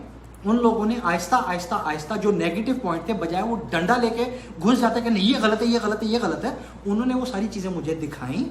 उसके बाद फिर वो आहिस्ता आहिस्ता बात साइड पे रहती है, मंगनियाँ खत्म हो जाती हैं, उन लड़के लड़कियों की माँ बाप कहीं अच्छी जगह देख के शादी कर देते हैं और वो सारी जिंदगी खुश है। इकबाल जुर्म में कह रहे हैं आपकी बेगम के सामने। सर बेगम के सामने इकबाल जुर्म, अभी तो बहुत सारी बातें ऐसे हैं उसको पता नहीं है। अभी आप लोग मुलाजा फरमाए, माशाल्लाह जितना नहीं। कुछ पता है वो कम है। ओह माय गॉड, मैं पंडारा आपको- का बॉक्स अभी बाकी है। मैं आपको बता रहा हूँ ना, और मैं इसको जाती तौर पे इसलिए कहता हूँ क्योंकि मैं ऑब्वियसली कोई क्या कहते हैं, जैसे वो होता है ना, मैं जाती तजर्बे से बात कर रहा हूँ कि जब मैं पढ़ रहा था कॉलेज में, यूनिवर्सिटी में, ऑब्वियसली जैसे लोगों के चक्कर होते हैं, मेरा भी था ऐसा, ओए कोई ओए। फरिश्ता दूध का दूल्हा नहीं था, मेरा भी ये चक्कर था। प्रोग्राम जुनैद एटलीस्ट रमजान कितने दिन का रह गया है, होना रमजान चाहिए। के, इतने दिनों में कुछ ना कुछ तो ऐसा पता लगेगा जुनैद दुरानी तो के। उसके अच्छा, बाद मैं आपको आपको बताता ईद के बाद एक जो है ना वो क्या होगा, सरप्राइजिंग एपिसोड मिलेगी टेक ऑन लाइफ की। बिल्कुल, मैं कुछ नहीं बताऊंगा, मेरा हाँ, मजाक बनाओगे तो मैं नहीं बताऊंगा। जिसमें जुनैद आपको हर चीज का जवाब दे रहे होगे, मैं नहीं बताऊंगा, मैं नहीं बताऊंगा। नहीं तो ना ऐसा है कि भाई ऑब्वियसली मेरा भी चक्कर चल रहा था, जो था ना बड़ा मतलब सीरियस था, वो अपनी सोच के हवाले से, जैसे 26-27 साल 25 साल का लौंडा होता है कि भाई मैंने वो शादी करनी है इससे और मुझे ज़्यादा पता है। फिर पेरेंट्स ने शुरू में मतलब समझाया, उन्होंने कहा कि देखो बात सुनो बेटा, कल्चरल डिफरेंसेस हैं, रिलीजियस डिफरेंसेस हैं, ये सारी बातें हैं, लेकिन वो इंसान को कहाँ खोपड़ी में समझ आती है। नहीं वो मजहब बदल लेगी, वो मुसलमान बन जाएगी, वो मेरी खातिर पाकिस्तान जाके रहना शुरू कर देगी। प्यार का भूत सवार होता है ना, नहीं समझ में आती। लेकिन फिर ये होता है कि बंदा बैठता है और थोड़ा सा ना ठंडे दिमाग से अपने दिमाग को सुकून करके बंदा सोचता है कि यार ये पॉजिटिव पॉइंट्स हैं, ये नेगेटिव पॉइंट्स हैं, क्योंकि जिंदगी सोच रहे होते हैं ना, अगर लोग बैठकर, अगर लोग इतना सोच रहे होते बैठकर, तो ये इतने सारे वाकयात ना होते लव मैरिजेस के भाग के कर ली, फला ने वहां से करी। अक्ल जो है ना वो काम नहीं करती ऐसे मौकों पर। जवानी जब होती है ना इंसान की। वाह देखो जी, तुम्हारे लिए खौला ने मैसेज दिया कि तुम देर से आई हो। जुनैद ने अपनी तमाम गर्लफ्रेंड्स को आज के प्रोग्राम में याद कर लिया। हाय अल्लाह। नहीं तो नंदलेस मैं आपको तुम बता तो रहा हूं। बैठी थी खौला यार, तुम नहीं, तो नहीं, बैठी वैसे थी, ये तुमने एक कोई है- तुमने मतलब देखें आप तुमने खुलेआम अपने भाई को इजाजत दी। भाई इस देखें- वक्त अब क्या इसके खौला के आप- कौन हो, ये भतीजे ना, भतीजे और आप भतीजियों के शाइस्ताबादी वाली हरकत ना करें। शाइस्ताबादी की कोई बात नहीं। नहीं, मैं ये कह रहा हूं- मतलब तुमने कुछ नहीं कहा, अपने भाई को बोलने दिया, या तुमने भाई का साथ दिया। शाइस्ताबादी वाली हरकत ना करें। बात ये हो रही थी कि भाई देखो बात सुनो, अभी जैसे जीनत मिंग का एक वैलिड पॉइंट था कि भाई इंसान सोच रहा हो तो ऐसी गलतियां ना करे।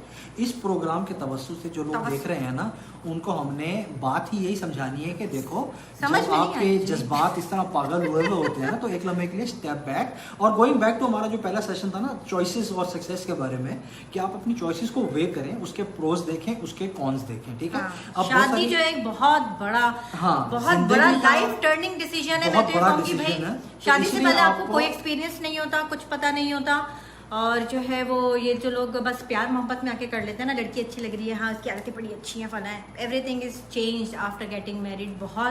बहुत जो है वो एक ऐसी चीज़ है जो आप प्रिडिक्ट नहीं कर सकते। जो चीज़ आपको बहुत अच्छी लग रही है, 1 साल तक 2 साल तक आपकी उसके साथ मंगनी है, बातें कर रहे हैं आप लोग, लेकिन शादी के बाद जब आप साथ रहेंगे, साथ रहते ही आप, ये वही है, ये वही है। हाँ अच्छा, दूसरी ये बात वही आपको है मजे जिसने 1 साल तक मुझे मैं- उल्लू बनाया। आपको जो मैं मजे- नाराज ये- सुने ये अल्फाज जब मैं में उल्लू नाराज अगर बनाया। हो जाती थी तो ओह मैंने खाना नहीं खाया, जानू मैंने खाना नहीं खाया। भाई देखें बात तुम सुनो। अब प्लीज 10,000 कॉलें, और शादी के बाद अगर आप नाराज हो जाएं, ओह उसके बाद बीवी भूखी मर रही हो, खाने खाए ना खाए, शौहर अपना चुपके से जो है वो किचन के अंदर से जाके खा पी के वापस आके फिर ऐसी बन जाएगा कि हाँ मैंने भी नहीं खाया था, कोई मसला नहीं, मैं भी भाई भूखा था। देखिए, अंदर ही अंदर सब चल रहा होता है, शादी के बाद ये चेंजेस आते हैं। भाई देखें बात, और नाराज है, कब तक रहोगी तुम नाराज? बेटा तुम यहीं रहोगी, जाओगी कहाँ तुम? वही देखें कब तक बात, नाराज रहोगी? मैं- खुद ही बेचारी बेइज्जत होके जो है ना बात करना शुरू कर देती है। फिर ये फर्क होता है, दिस इज द डिफरेंस। फर्क ये होता है कि जब आपका बच्चा होता है ना, मनाते नहीं है फिर भाई, मनाते नहीं है। शाइस्ता भाई जी, फर्क ये होता है कि देखिए जब बच्चा छोटा होता ये है, मैं आज एक आई साल हूँ का- आपको जुनैद दुरानी की 1 साल या 2 साल का खोले बच्चा होता है खोलने। ना, तो माँ उसको फीडर बना के देती है, उसकी पोटी भी माँ दिलाती है। बाप कहाँ से आ गया जुनैद बीच में? प्लीज मेरी बात तो खत्म होने अच्छा, दो। चले। ठीक है, उसको ना माँ उसको फीडर भी पिलाती है, उसका डायपर भी चेंज करती है, उसे सुलाती भी है। फिर बच्चा जैसे जैसे आहिस्ता आहिस्ता बड़ा होता है, मैच्योर होता है, माँ उसे सिर्फ खाना बना के देती है। ठीक है, फिर उससे कहती है कि जाओ नहा लो। अब आप ये बच्चा ये तो नहीं कह सकता ना अम्मी हाँ, जब हाँ, मैं 2 साल का था। सब लड़कियां माशाल्लाह जो लाइव आ रही हैं वो मेरी सपोर्ट में है। बहनों सलाम तुम लोग को। ये कवल दुरानी ये जो है ये कजन सपोर्ट में बोल रही है, सारे मर्द ऐसे ही होते हैं। तो मैं जो बात कर रहा था ना, चलिए कि सुन देखिए- लेते हैं, इनको भी सुन लेते तो वो ये है कि भाई देखें बात सुने, अब बच्चा 10 साल का हो के माँ से क्या अम्मी अब आप मेरी पोटी नहीं धोती, जब मैं छोटा था आप मेरी पोटी धोती थी। तो बात यह है कि जब रिश्ता शुरू में नाबालिग होता है, बिल्कुल मतलब नौमौलूद होता है, फ्रेजाइल होता है, तो उस वक्त इंसान कोशिश करता है और बहुत ज़्यादा उसको टेंशन देता है। लेकिन जैसे जैसे रिश्ता मजबूत होता है, बड़ा होता है, मैच्योर होता है, फिर उसके अंदर ये मैच्योरिटी के एलिमेंट आने चाहिए। हाँ, अब एक लड़की ये क्यों करती है कि भाई जब मैं पहले दिन की दुल्हन थी, मतलब उसको कोई मैच्योरिटी नहीं दिखानी उस रिश्ते के अंदर, उसको कोई स्टेबिलिटी नहीं दिखानी, उसको कोई मतलब सेंसेस नहीं दिखाने। वो ये चाहती है कि बस मैं जैसे पहले दिन की बच्ची थी मैं सारी जिंदगी वैसे बच्ची रहूं। नहीं, सारी जिंदगी तो कोई बच्ची नहीं फर्क होता है ना। देखें चेंज आता है। शादी के शुरू में जब बीवी नाराज होती है तो मियाँ बैठा रहता है, पीछे पड़ा रहता है, मान जाओ पीछे पड़ता है, ये बताएं। बाद में भी पीछे पड़ता है, अंदाज बदल जाते हैं। किस तरह पीछे पड़ता है? बाद में अंदाज इस तरह से बदल जाते हैं। अब ऑफिस के अंदर जो लोग बैठे होते हैं वो अपनी बेगमों को घर फोन क्यों करते हैं, किस लिए करते हैं, आप मुझे ये बताएं। उन्हें पता होता है कि मेरी बेगम घर में है, सेफ एंड सिक्योर एनवायरनमेंट में बैठी हुई है, अल्लाह का फजल है, उसकी जिंदगी को जानो माल को कोई खतरा नहीं है, वो उसे खैर खैरियत मालूम करने के लिए क्यों फोन करते हैं। बात ये नहीं हो रही क्या आपने फोन किया, बस फोन किया। शादी से पहले वो फोन जो है ना, एक फोन नहीं होता था, वो 10 फोन होते थे।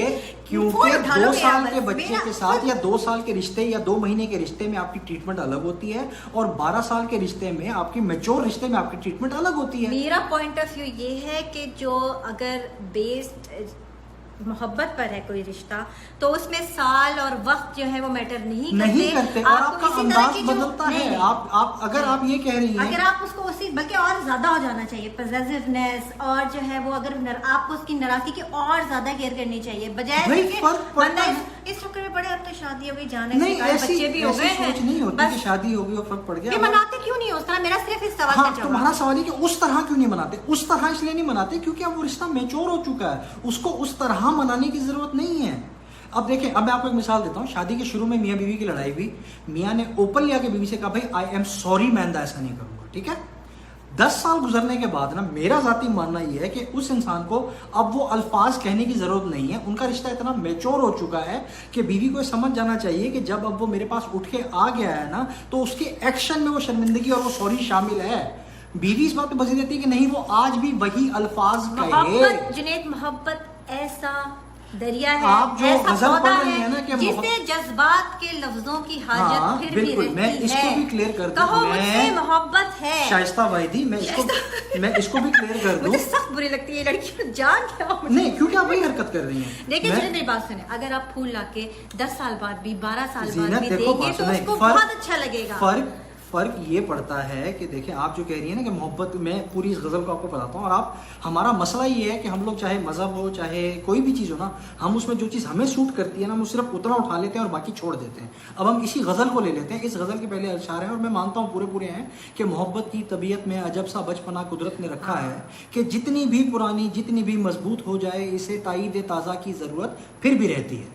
मैं मानता हूँ इस बात को, लेकिन जब आप ये गज़ल पूरी पढ़े ना तो उसके दूसरे पैराए में उन्होंने बताया है कि जब वो तमाम जिंदगी के मुसाफिर जिंदगी गुजार चुकते हैं और वो पलट कर देखते हैं तो उन्हें एहसास होता है कि चाहे अल्फाज नहीं थे, चाहे वो तायद नहीं थी, चाहे वो उसका इजहार नहीं था, लेकिन मोहब्बत पहले से ज्यादा स्ट्रॉन्ग फिर भी थी। देखिए इस पूरी, मैं बताती हूँ, इस पूरी कहने का मतलब ये इस है पूरी कि नज़म का जो है ना मोहब्बत, जुनैद, इस पूरी नज़म के अंदर सबसे इसका जो आप उसका आखिरी पैरे में, इसका जो थॉट है, वो आखिरी पैरे में, आखिरी पैरे वो में ये है कि आप कितनी बूढ़े हो जाएं, कितना ही रिश्ता नहीं मजबूत हो जाए, है। मोहब्बत को इजहार की जरूरत वो हमेशा है। नज़म का आगाज मतलब वो है, ताज़ा करती है इस चीज को, वो आपके इस जज्बे को। वो नज़म का आगाज है। आप नज़म खोलें, किसी भी मजमून, किसी भी नज़म, किसी भी स्पीच की जो कंक्लूजन है वो उसके आखिरी पैराए में होती है, और इस नज़म का आखिरी पैराया यही है कि जब वो लोग जिंदगी गुजार चुकते हैं तो उन्हें एहसास होता है कि मोहब्बत बहुत शदीद वहाँ पे मौजूद थी।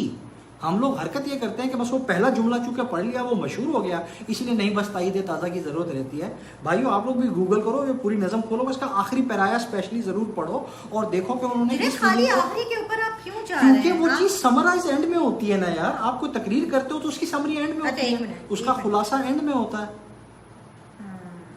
हाँ, ये अब खौला ने सही कहा है कि इजहार विद एक्शन होना चाहिए, तो उसने इस नज़म के एंड में यही कहा है कि आप जो है ना, आप ये देखें कि वो एक्शन में बदल जाता है। अब जैसे मैंने भी मिसाल दी कि शुरू में मियाँ आके कहता है आई एम सॉरी, ठीक है, शादी के 10 साल गुजरने के बाद ना वो ये अल्फाज नहीं कहता कि आई एम सॉरी, लेकिन वो बेगम की पसंद के दही बड़े ले आता है मार्केट से, बेगम की पसंद के पकोड़े ले आता है मार्केट से, तो वो उसके एक्शन फिर कह रहे होते हैं कि भाई आई एम सॉरी। हाँ, दही बड़े पकोड़े फूली के जैसे हाँ, हुए ना, तो वही वो फिर एक्शन से साबित कर रहा होता है, जो वो छोड़ फिर देता वो है। नहीं छोड़ बहुत देता, सारे लोग ऐसे करते नहीं हैं छोड़ जुनैद। देता यार। अब आप इस बात पे बजित है कि बहुत सारे कर देते हैं, अच्छे बुरे तो हर जगह मौजूद हैं। ऐसा ज्यादातर लोग, और आप ये देख लें। पोएम किसी ने पूछा है कि कौन सी है, आप गूगल में लिखें कि मोहब्बत की तबीयत नहीं आ रही मेरे पास, मैं इसकी पीछे ना, मुझे निकाल के दे मेरे, मैं लगा रही हूँ लेकिन आ नहीं रही। ये जब मैंने पढ़ी थी और जब भी पढ़ती हूँ ना, मुझे तो एक ही चीज समझ में आती है।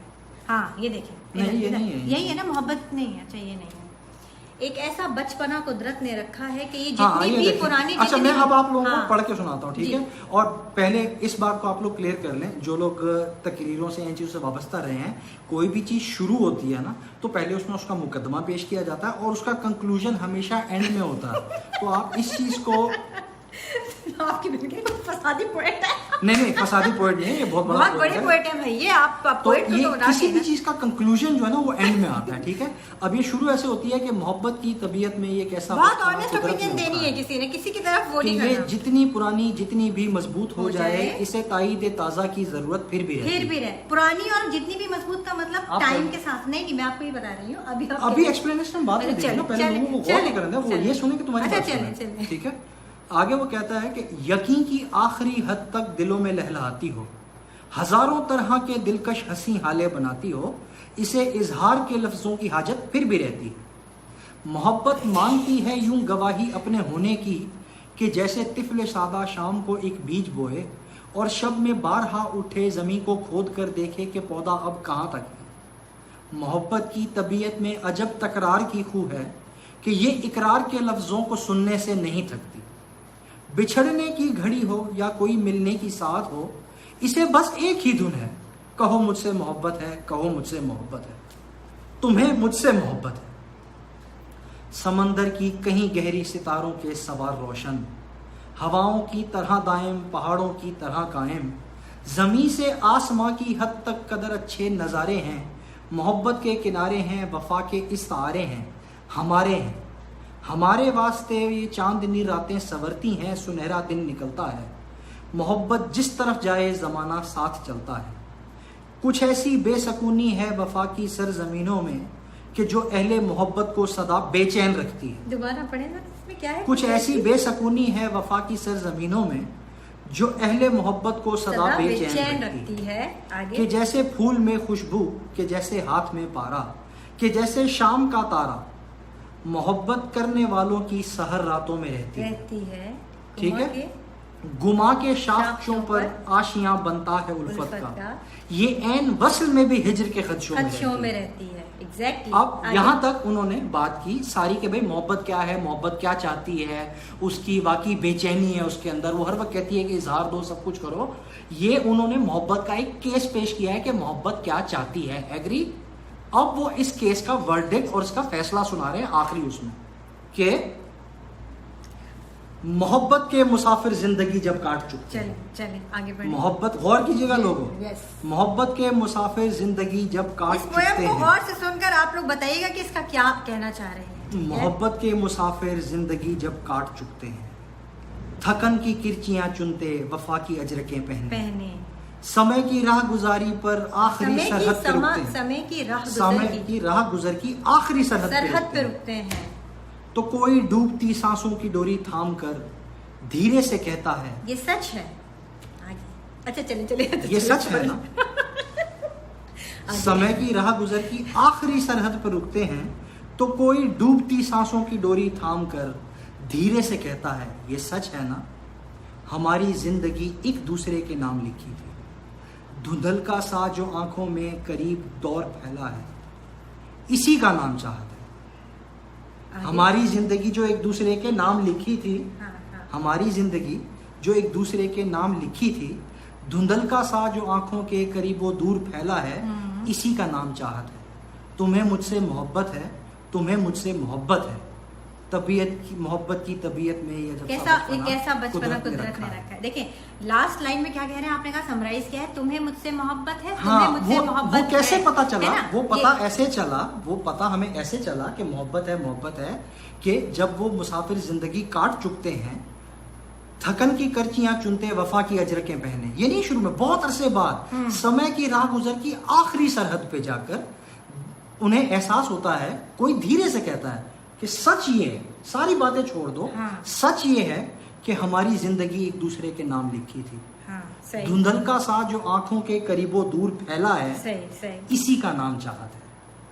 मैं तुमसे कहूं या ना कहूं, मैं तुम्हें शो कराऊं या ना कराऊं, वो तड़प हो या ना हो, मैं उठ के उसको खोद के देखूं कि ना देखूं, वो सारी बातें अपनी जगह। इन दी एंड लास्ट मंजिल पे आके चुपके से एहसास कैसे हुआ कि ये जो धुंधल का हमारी आंखों के करीबो द्वार में फैला हुआ है ना, इसी का नाम चाहत है। ये जो जिंदगी मैंने और तुमने इकट्ठे गुजारी है ना, इसी का नाम चाहत है। तो आप ये बताएं, मुझे तुमसे मोहब्बत है, मोहब्बत की तबीयत में ये कैसा बचपना कुदरत ने रखा। बचपना, हाँ, बचपना उन्होंने यही बताया ना कि बचपना है कि शुरू में वो मैच्योर जब नहीं होती ना, तो वो बच्चों की तरह कुरेदती है, तड़पती है, सिसकती है, लेकिन जब आप इन दी एंड मंजिल पर पहुंच जाते हो तो आपको एहसास होता है कि असल मोहब्बत वो है जो हमने जिंदगी साथ गुजारी है।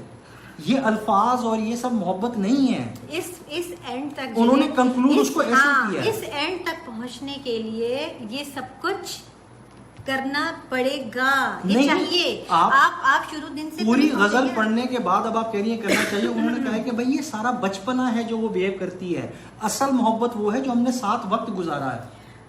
अच्छा, साथ वक्त जो वो गुजारते चले जा रहे हैं, हाँ। मुख्तलिफ स्टेजेस ऑफ लाइफ गुजार रहे हैं, बिल्कुल। तो वो जब उस स्टेज पे पहुंचेंगे कि जब वो आखिरी समय अच्छा, में इससे होंगे मुझे एक बात याद आई, और मुझे उनकी इससे एक बात याद अजर आई, की, हाँ। इससे मुझे एक बात याद आई, और जीनत भी यहाँ पे मौजूद थी।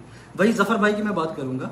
उनकी जब वाइफ का इंतकाल हुआ था ना, तो हम अफसोस करने उनसे मिलने गए थे, और चूंकि वो शायर आदमी हैं तो उनसे हमने पूछा कि यार आपका ना मोहब्बत के बारे में क्या व्यूज़ हैं, और उनकी ये बात आज तक मेरे दिल में चुभी हुई है। उन्होंने कहा था कि भाई मोहब्बत जो है ना वो कुछ नहीं होती, असल चीज़ होती है रफाकत।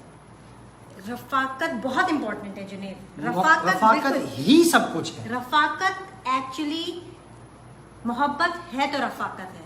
अगर मोहब्बत अच्छा यार नहीं है देखो, तो बात रफाकत सुने, है। जीनत का ये कहना है कि मोहब्बत है तो रफाकत है। अब मैं आपको एक मिसाल देता हूं और आप इसको अगर डिनाई कर सकते हैं तो करें। एक आदमी है, आपको उससे नफरत है, वो आपके ऑफिस में है या चाहे जिसमें भी है, आपको उससे नफरत है, आप कहते हैं यार ये बंदा मनूस, दफा हो मेरी जिंदगी से, तो मुझे सुकून है। लेकिन जब वो शख्स छोड़ के चला जाता है ना, तो रफाकत की वजह से वो आपको याद आता है। हालांकि आपको उससे मोहब्बत थी, आपको उससे नफरत थी, तो आपका नफरत का जज्बा इतना स्ट्रांग नहीं है, आपकी रफाकत इतनी स्ट्रांग थी कि आप उसकी बहन यक्कियों को भी मिस करते हो कि यार वो बंदा कहाँ चला गया जिससे मैं नफरत करता था। रफाकत जो है ना, आपका साथ, वो एक बहुत ही, मैं समझता हूँ कि इम्पोर्टेंट जज्बा है, और हम लोगों को बचपना छोड़ के, मोहब्बत की तबीयत का बचपना छोड़ के मेच्योरिटी वाइज इस चीज को रियलाइज करना चाहिए कि जो इम्पोर्टेंट चीज है ना वो क्या है। आप अपने बचपने में और अपनी क्या कहते हैं, अल्लाह भला करे, अपनी नादानी में जो चीजें आदमी शौहर 100 अच्छी कर रहा है उनको निगलेक्ट करते रहे कि नहीं जिसने मुझे फूल नहीं ला के दिए, यार वो तुम्हारी खातिर 5 बजे आके बैठ जाता है घर पे, वो चीज मत देखो। तुम्हारी खातिर वो दोस्तों से मिलना छोड़ रहा है, वो चीज मत देखो। मुझे फूल नहीं ला के भाई देता। देखिए, मैं सिर्फ ये कहती हूँ, ये मेरी एक बहुत अच्छी जबरदस्ती दोस्त है और मुझसे मुझे मोहब्बत होती क्या है सना, दिस इज वेरी बैड। अब इसका आंसर भी तुम ही दो सना, मोहब्बत होती क्या है ये सना? भाई मोहब्बत कुछ नहीं होती है, बस। असल चीज होती है रफाकत और आपकी जिम्मेदारियां, बस आप तो आप जिम्मेदारियां इसके पूरी साथ करें। अंदाजा लगाएं, अरेंज मैरिज, हम फिर वहीं पर वापस बैक टू द टॉपिक। अगर लव मैरिज होती, ओए होए होए होए, मेरी बहन कह रही है कि हमें ऐसे मनहूस लोगों की क्या? मनहूस लोगों की जाने का शुक्र करना। नहीं ये बात नहीं है, आप शुक्र अदा नहीं करते। नहीं, एक लम्हे के लिए आपको एहसास होगा कि चाहे मनहूस था, नहीं चाहे मनहूस नहीं, था, देखिए मेरी बात सुनिए, आप ये ना कहें, बिल्कुल सही आप कह मिस रही हैं। करते हैं उसे। आप मिस नहीं करते, आप रफाकत अगर आप की वजह से। नफरत करते होंगे तो आपको तो दिल में ठंड पड़ेगी। नहीं कि पड़ेगी। अच्छा है जान, नहीं जुनेद आप ये नहीं कह सकते। नहीं, फिर अगर आप नफरत करते हैं तो दिल में तो ठंड पड़ेगी। अच्छा है जान छूटी, मनुष्य से जिंदगी आजाद की हुई थी इसने। जिस आप जो रफाकत की बात भाई कर रहे मैं हैं तो ना, किसी बंदे से मैं रफाकत जाती नहीं तौर हो पे इस सकती। बात को मानता हूँ, मैं रफाकत जाती तौर मोहब्बत पे के इस साथ वो सारा जर्नी होता है जो आप स्पेंड मैं करते हो, जाती आपकी तौर पे- मेमोरीज होती हैं। मैं जाती तौर पे इस बात को मानता हूँ, मैं जाती तौर पे, हो सकता है आप इससे इत्तेफाक करें या ना करें, मैं जाती तौर पे इस बात को मानता हूँ कि हमारे यहाँ जो प्रीफिक्स है ना अरेंज और लव वाले, इसको आप हटा दें। मैरिज बहरहाल मैरिज होती है हमारी, ये इंडिया में इसको कंक्लूड करते हैं कि टेक ऑन लाइफ जो है ना वो मेरा क्या है। इस हवाले से मेरा टेक ऑन लाइफ ये है कि मैरिज बहरहाल मैरिज होती है, उसके ऊपर जो हमने लव और अरेंज का प्रीफिक्स लगाया हुआ है ना, ये एक इंतहाई इररेलेवेंट चीज़ है, क्योंकि लड़कियां और लड़के सारी दुनिया के मुख्तलिफ होते हैं, ठीक है, लेकिन जब वो निकाह नामे पे साइन करके हस्बैंड और वाइफ बन जाते हैं ना तो वो सारे एक जैसे हो जाते हैं। सारी दुनिया के शौहर एक जैसे होते हैं और सारी दुनिया की बीवियां एक जैसी होती हैं।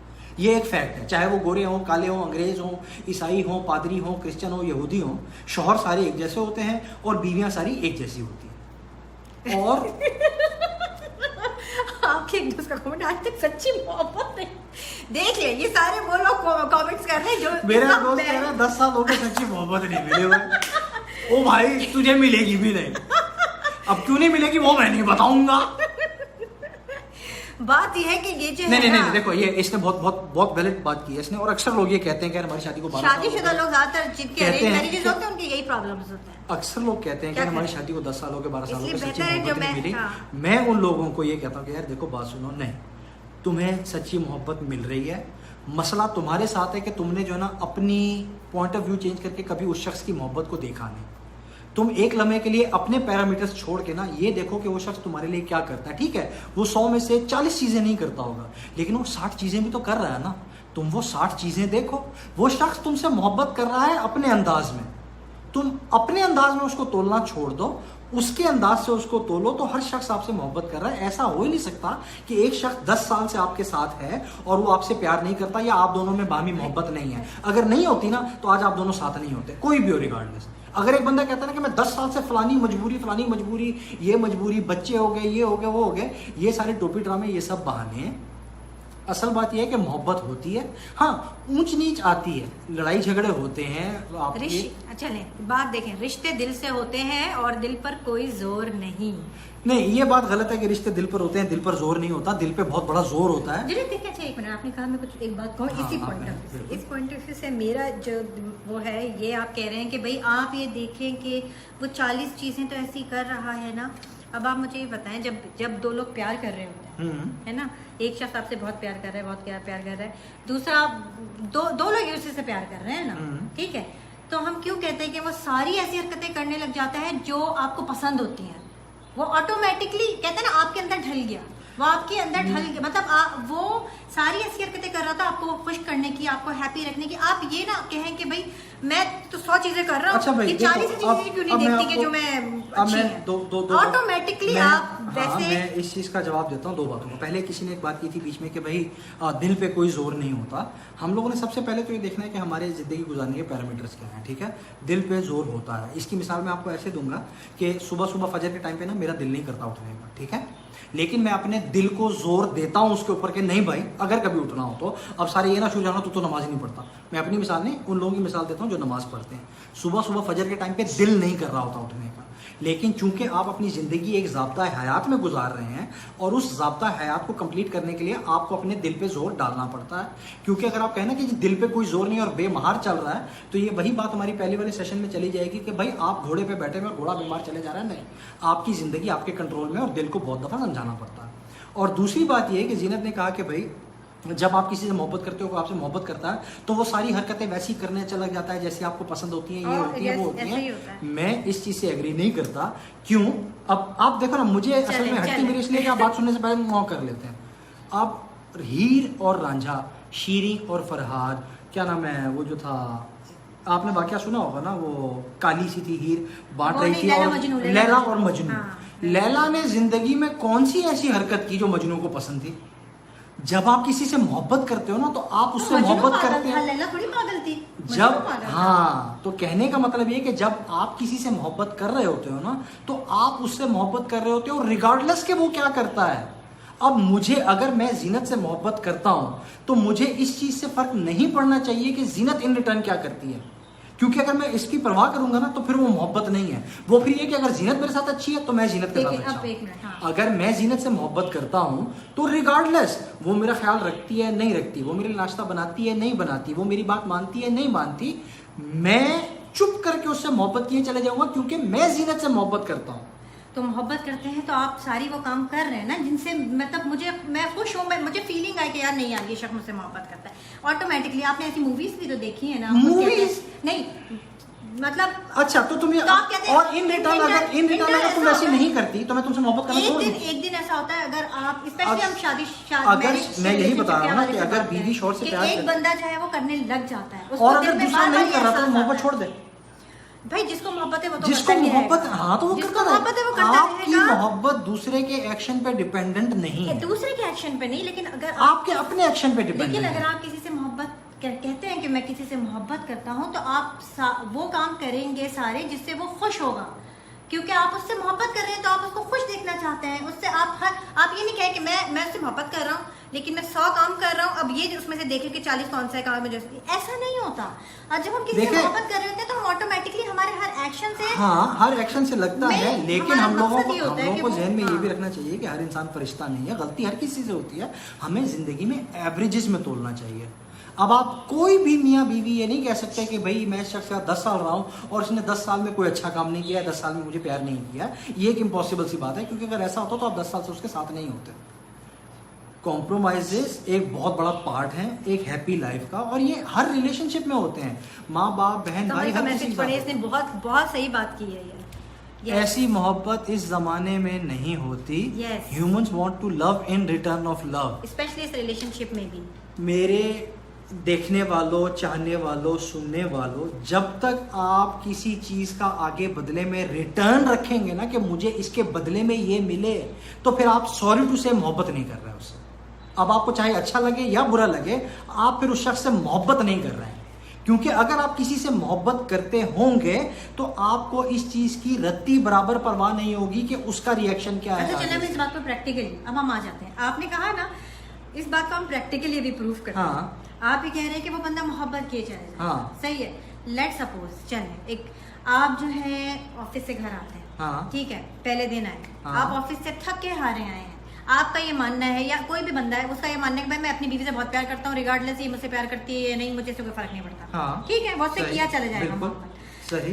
एक बंदा ऑफिस से डेली घर आता है। हाँ। आते ही साथ उसकी बीवी बच्चे उसके गोद में डाल दे। हाँ। उस रिगार्डलेस कि वो बेचारा थका हुआ आया है, थोड़ा सा रेस्ट करे, उसको पानी पूछे, ठीक है। हाँ। उसके बच्चे गोद में डाल दे, फिर बोले यार पानी लगा दो, तुम फला कर दो, आप धनिया ले आओ। पहले दिन करेगी, वो उससे प्यार कर रहा है, ठीक है, वो ठीक है, कोई बात नहीं, प्यार किया चला जा रहा है, तो फर्क नहीं पड़ता। सेकंड डे भी ये करे, थर्ड डेली यही काम करती है। हाँ। क्या उसके दिल में ये वो उसका दिमाग जैसे आजकल लोगों के साथ होता है, आउट नहीं होगा कि यार ये पागल की बच्ची तो नहीं है। हाँ। मैं डेली ऑफिस से आता हूँ, इसको इस बात का जरा ख्याल नहीं, मैं इसका कितना ख्याल रखता हूँ। हाँ। इसको हर चीज दे रहा हूँ, इसको कपड़े भी बनवा के दे रहा हूँ, इसकी हर जरूरत पूरी कर रहा हूँ। मैं आता नहीं हूँ कि मेरे सर पे बच्चे थमा देती है, फला करती, जरा मेरा ख्याल नहीं करती। एक इंसान होने के नाते, अभी वो मावराई सोच को उधर हम रखते हैं, उसके दिल में ये नहीं आएगा बल्कि मैं कहती हूँ पहले से दूसरे क्या तीसरी दफा भी इसने किया ना तो उसकी मोहब्बत सारी फ्लैट हो जानी है। इसमें मेरा जवाब और मेरा पॉइंट ऑफ व्यू है कि फिर आपको उस शख्स से मोहब्बत नहीं है, फिर आपको उस शख्स से मोहब्बत नहीं। क्यों? इसकी मिसाल ऐसे है इसी दुनिया में, आपने कहा कि जी शौहर के ऊपर बीवी तानती रहे, ये करती रहे। अब मेरा यही सवाल, अब आप ना अब इसमें मत चले जाइएगा कि फलान ये वो, हम एक औरत है, ठीक है, उसका मियाँ उससे डेली आके कहता है कि जी तुम चाय थकी हुई हो भाड़ में जाओ, मेरे लिए तुम चाय बनाओ। पहले दिन वो बनाएगी, दूसरे दिन बनाएगी, तीसरे दिन उसे ख्याल आएगा यार ये मुझसे मोहब्बत नहीं करता, करता होता तो कम से कम मेरा ख्याल करता कि यार मैं थकी हुई हूँ, सारा दिन बच्चे देखती हूँ, है ना, आएगा ना, शौहर के हवाले से आएगा। बिल्कुल डेली अगर बच्चा रात को 3 बजे आपका जिसको आपने पैदा किया उठा के आपसे जिद करे अम्मा मुझे पकोड़े तल के दो, कितने दिन गुजरने के बाद आपको ख्याल आएगा कि ये मनूस बच्चा जो है मुझे रोज रात को खा देता है। बच्चे के साथ मोहब्बत होती है, अनकंडीशनल लव। हाँ ये बिल्कुल नहीं, आपने खुद जवाब दे दिया जीना, तो आपने खुद जवाब दे दिया कि ये अनकंडीशनल लव है। और मैं भी यही कह रहा हूँ कि आपका अनकंडीशनल नहीं होता। क्यों नहीं होता? लव अनकंडीशनल होता है।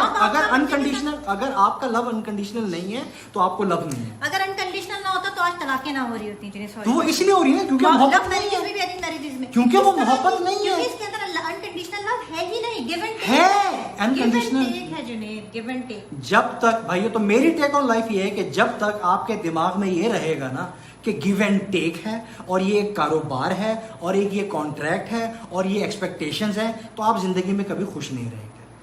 आप अनकंडीशनल लव करें, अपनी तरफ से आप मोहब्बत किए चले जाएं, अगला उसे दे या ना दे, क्योंकि देखना है कि आपको रिजल्ट किससे चाहिए। आपको रिजल्ट अगले बंदे से चाहिए कि आपको अपनी जात से, अल्लाह ताला से चाहिए। आप किसी से मोहब्बत कर रहे हैं तो आंखें बंद करके किए चले जाएं, वो जो मर्जी करें। बल्कि इवन मुझे ये ध्यान में आया, जैसे आप कह रहे हैं कि माँ बच्चे के लिए उठ के बना देती है, हालांकि माँ और बच्चे का रिलेशनशिप अनकंडीशनल होता है। हाँ। मोहब्बत कितनी ऐसी माँ है जो बेटा मैं नहीं पका रही, सिर्फ माँ बाप बच्चों के लिए। इन रिटर्न आप ये देखें बच्चे भी वैसा रिस्पांस माँ बाप को नहीं देते जो माँ बाप को वैसा रिस्पांस देते हैं। और उसकी मिसाल इस तरह से, माँ बाप बच्चे क्यों छोड़ के चले जाते हैं? यार देखो जीनत, अगर 10% या 20% लोग कर रहे हैं तो आप सबको हाथ से नहीं हार सकते। मैं आपको अपनी मिसाल देता हूँ कि मुझसे माँ बाप ने कहा बेटा आंखें बंद करके यहाँ शादी कर लो, मैंने तो कुछ नहीं कहा। क्यों? मैंने ऐसा क्यों किया? ये ऐसे लोग नहीं है, ऐसे लोग हैं, मैं कैसे कह सकते हैं? नहीं है, ये कॉल पे जितने बैठे हुए सारे ऐसे हैं। मेरे तमाम दोस्त ऐसे हैं कि अमेरिका में पढ़े, लंदन में पढ़े, बर्तानिया में पढ़े, इंतहाई इंडिपेंडेंट थे। पेरेंट्स ने कहा बेटा यहाँ शादियां कर लो, माँ बाप की बात 100% सारा आंखों पर, क्योंकि अनकंडीशनल लव है पेरेंट्स के साथ। लेकिन ऑन द कॉन्ट्री पेरेंट्स का भी बच्चों के साथ अक्सर नहीं। जब पेरेंट्स मना कर देते हैं अपने बच्चों को कि नहीं हम यहाँ तुम जहाँ शादी करना चाह रहे हैं, लड़के क्यों जाके खुद शादी कर लेते हैं? कितने फीसद? अच्छा आप ये बताएं, अभी हम ये कह रहे हैं ना कि माँ और बच्चे का, माँ बाप का बच्चों के साथ अनकंडीशनल लव होता है, तो मैं सिर्फ ये कहना चाह रही हूँ कि ये जो लव है ना, ये सिर्फ माँ बाप का ही बच्चों के लिए नहीं होता, मियाँ बीवी में भी होता है, मियाँ बीवी में, दोस्तों में होता है। अनकंडीशनल लव दोस्तों में होता है। दोस्तों में हो सकता होगा, क्योंकि तो ये अब आप जब आप इस चीज को इस तरह क्लासिफाई कर रही हैं कि दोस्तों में हो सकता है, माँ बाप में हो सकता है, बहन भाइयों में हो सकता है, मियाँ बीवी में नहीं हो सकता। 24 घंटों का साथ नहीं होता उनको। आप अपनी सोच को बदलें, अपनी सोच को बदलें, अपने आप को बदलें। क्योंकि देखें, अगर आपके घर में रोशनी नहीं आ रही ना तो उसके 2 रीजन है। एक रीजन ये है कि आपकी एक खिड़की पे पर्दा गिरा हुआ है या सूरज नहीं निकला हुआ। सूरज तो आप निकाल नहीं सकते, आप अपनी खिड़की का पर्दा हटा सकते हैं, ठीक है। अब अगर आपको लगता है ना कि मोहब्बत में कमी है तो दूसरे को तो आप मजबूर कर नहीं सकते। आप अनकंडीशनल लव किए चले जाएं विदाउट एनी कंडीशंस कि भाई अगला मुझे ये दे या अगला ये करे, तो आपकी जिंदगी बहुत पुरसुकून हो जाएगी। जब तक ये तय हो गया कि अनकंडीशनल लव एग्जिस्ट करता है, बिल्कुल, मियाँ बीवी में से अगर एक बंदा दूसरे बंदे के साथ अनकंडीशनल लव किए चला जा रहा है, हाँ, और दूसरा बंदा उसके साथ रिटर्न में उसको नहीं दे रहा वैसा रिस्पॉन्स, उसको उसकी परवाह नहीं होनी चाहिए, तो मतलब कोई फर्क नहीं पड़ेगा, नहीं ये चला जाए, उसे परवाह नहीं होनी चाहिए भाई। ये आप बिल्कुल सही बात मैं मानता हूँ इस चीज को कि पॉसिबल है। आप जब तक आप किसी भी रिश्ते में एक्सपेक्टेशंस या इन रिटर्न की क्लॉज रख देंगे ना कि भाई मुझे बदले में इससे ये चाहिए, तो सबसे पहली बात ये है कि आप उस रिश्ते में सिंसियर हैं। मेरा ये मानना है। हम ये चीजें एक्सपेक्ट नहीं करते, ये ऑटोमेटिकली हमारे अंदर फीलिंग्स डेवलप होती हैं। जब आप किसी से फिर या तो फिर आप मोहब्बत का लफ्ज इस्तेमाल ना करें, फिर हम क्या लफ्ज इस्तेमाल करें? फिर आप उसे साथ का लफ्ज दें, उसे इन्फेक्चुएशन कहें, उसे कॉम्प्रोमाइज कहें, जो मर्जी कहें, फिर आप मोहब्बत का लफ्ज इस्तेमाल नहीं करें। क्योंकि जब आप किसी से मोहब्बत करेंगे ना तो फिर ये सारी चीजें इररिलेवेंट हो जाएंगी कि मैं इससे मोहब्बत करता हूँ और फिर उसके बाद वो मुझसे मोहब्बत करती है नहीं करती है, मुझे खाना पका के देती है नहीं देती है, दैट इज इररिलेवेंट, क्योंकि मैं उससे प्यार करता हूँ।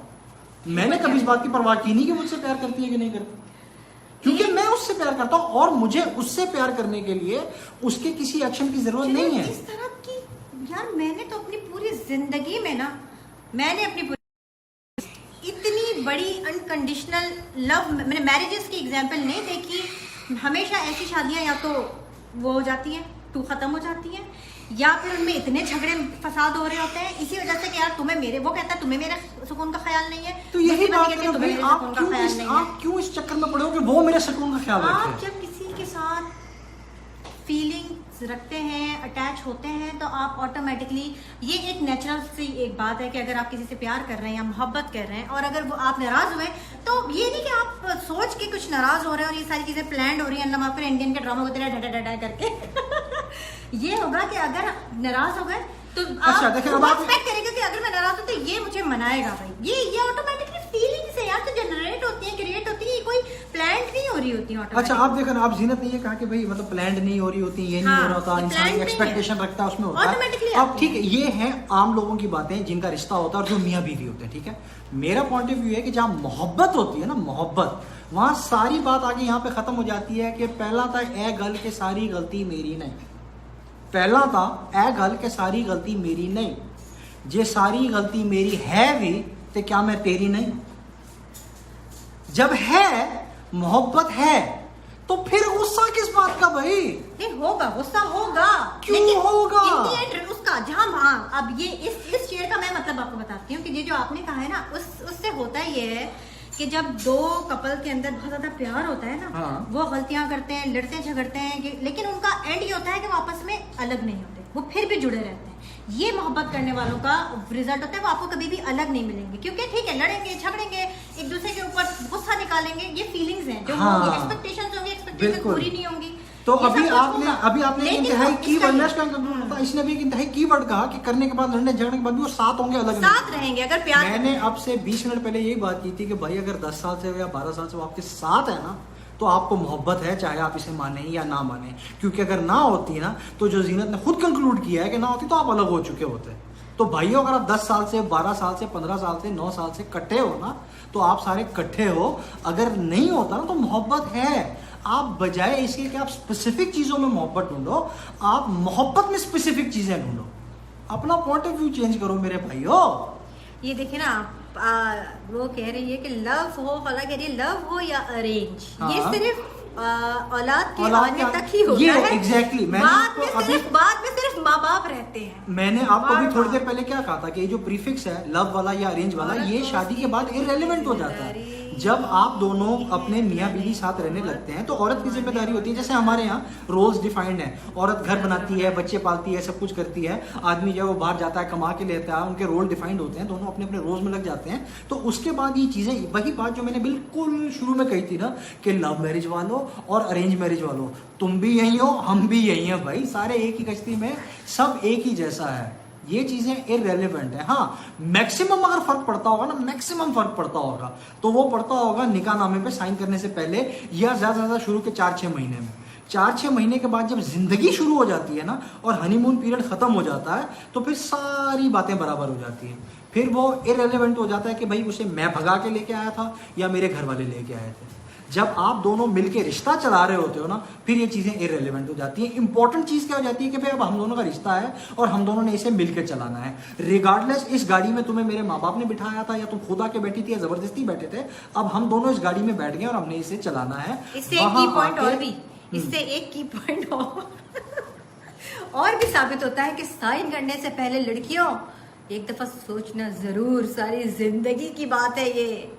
साइन करने से पहले सोच लेना एक दफा जरूर, बैठ गई तो बैठ गई फिर। और भी मैं दूसरी बात में मैं आपको ये बताऊं, अब खैर यहाँ तो सारे शादीशुदा हैं, जो नॉन शादीशुदा भी अगर कभी नहीं, प्रोग्राम शादी देखें, के वो भी हाँ, है। मैं आपको एक बात बता दूं, चाहे अजराए मजाक भी ना, अजराए मजाक भी, लड़के और लड़कियां दोनों, कभी भी, चाहे आपकी लव मैरिज है, चाहे आपकी अरेंज मैरिज है, कभी भी दूसरे को मजाक में भी ना ये मत कहना कि भाई मेरे तो 100 रिश्ते आते थे, या मैं फलान से कर देती, क्योंकि अब पुरानी बात और होगी, शायद लोग जेलस होते हो या ये होते हो कि भाई हाई ये हो गया। आजकल की जो जनरेशन है ना, उसके दिमाग में प्रैक्टिकल सोच आती है कि भाई बात सुन, अगर इतनी तेरी डिमांड थी ना तो कर लेता। ये इनडायरेक्टली जो है ना सुनाया जा रहा है। नहीं, इनडायरेक्टली नहीं, डायरेक्टली भाई। अब एक लड़की बार बार में शौक कहते हैं मेरे तो फलाने रिश्ते आते, तो इन दी एंड में क्या भाई बात सुन, इतने था तो कर लेते। अगर तेरी इतनी डिमांड होती, अनकंडीशनल लव है ना उसका, तो वो कुछ भी कहे। हाँ, वो प्यार तो इसीलिए वो लड़का चुप रहता है, वो हाँ, उससे चुप प्यार रहेगा करता है, ना, वो वो चुप प्यार रहता है, करता है। बिल्कुल वो उससे चुप रहेगा। लेकिन मैं लड़कियों को Unconditional और लड़कों को भी समझा रहा हूँ, लड़के भी बेगमात को बार बार ये ना कहते रहे कि भाई मेरी तो फलान थी, मेरी तो फलान जगह होती थी, मेरी फलान जगह होती थी। फैक्ट ये है कि भाई तेरी हो रही होती ना तो तेरी हो जाती, ना तेरी हो रही थी ना तेरी हो रही थी। तुम दोनों का जहाँ माथा ठंकना था ना वो वहीं आगे ठंका है। बस, और ना उसको लव हाँ, मैरिज ना अरेंज मैरिज, सारे किस्मत के खेल हैं। और जिसका सर जिसके आजकल- साथ फूटना होता है ना, हाँ, वो फूट जाता है। और आपस की बात है, आजकल के जो हालात चल रहे हैं ना वो भाइयों तुम लोग मैरिज ही कर लो तो बड़ी बात है। तुम लोग तो मैरिज ही नहीं हो रही। लड़के वालों से पूछो लड़कियों के रिश्ते नहीं है, लड़कियों से पूछो लड़कों के रिश्ते नहीं है। तुम लोगों की तो वैसी और शादी नहीं अल्लाह हो माफ करे, रही। जिनकी होने वाली थी उनकी इस लॉकडाउन की वजह से रुक गई हाँ। है, तो आप लोग सोच ले।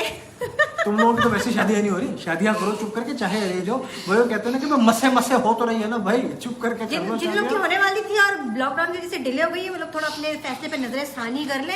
ये सारी बातें जो हमने आप लोग को की पॉइंट्स दी, ये बहुत इंपॉर्टेंट है। मेरी बातों में ज्यादा गौर करिएगा। अनकंडीशनल लव वो लोग सोचे जो करते हैं, और जो सत्ती पुन्नू के दौर की है और भाई, ये रांझा के दौर के हैं। आप बगैर किसी जो है ना, अनकंडीशनल लव मेरे पॉइंट ऑफ व्यू से नहीं, बगैर किसी एक्सपेक्टेशन के कि भाई मैं ये करूंगा तो ये आगे से ये करेगी वो करेगी, आप ऐसा ब्लाइंड, करना जिसे कहते हैं ना छोड़ दें। ब्लाइंड आप सिर्फ मोहब्बत किए चले जाएं आंखें बंद करके, और आंख अल्लाह बंद ताला करके। से जो है ना उम्मीद रखें, ओए होए। और अल्लाह ताला आपके तमाम रास्ते ठीक कर देगा भाई। आप अपने अपने अमाल के खुद जिम्मेदार हैं, खुद जवाब दें। जब तक आप ये कहते रहे हैं कि वो मेरे साथ ये करे, वो मेरे साथ ये करे, वो मेरे साथ ये करे, कुछ नहीं होगा।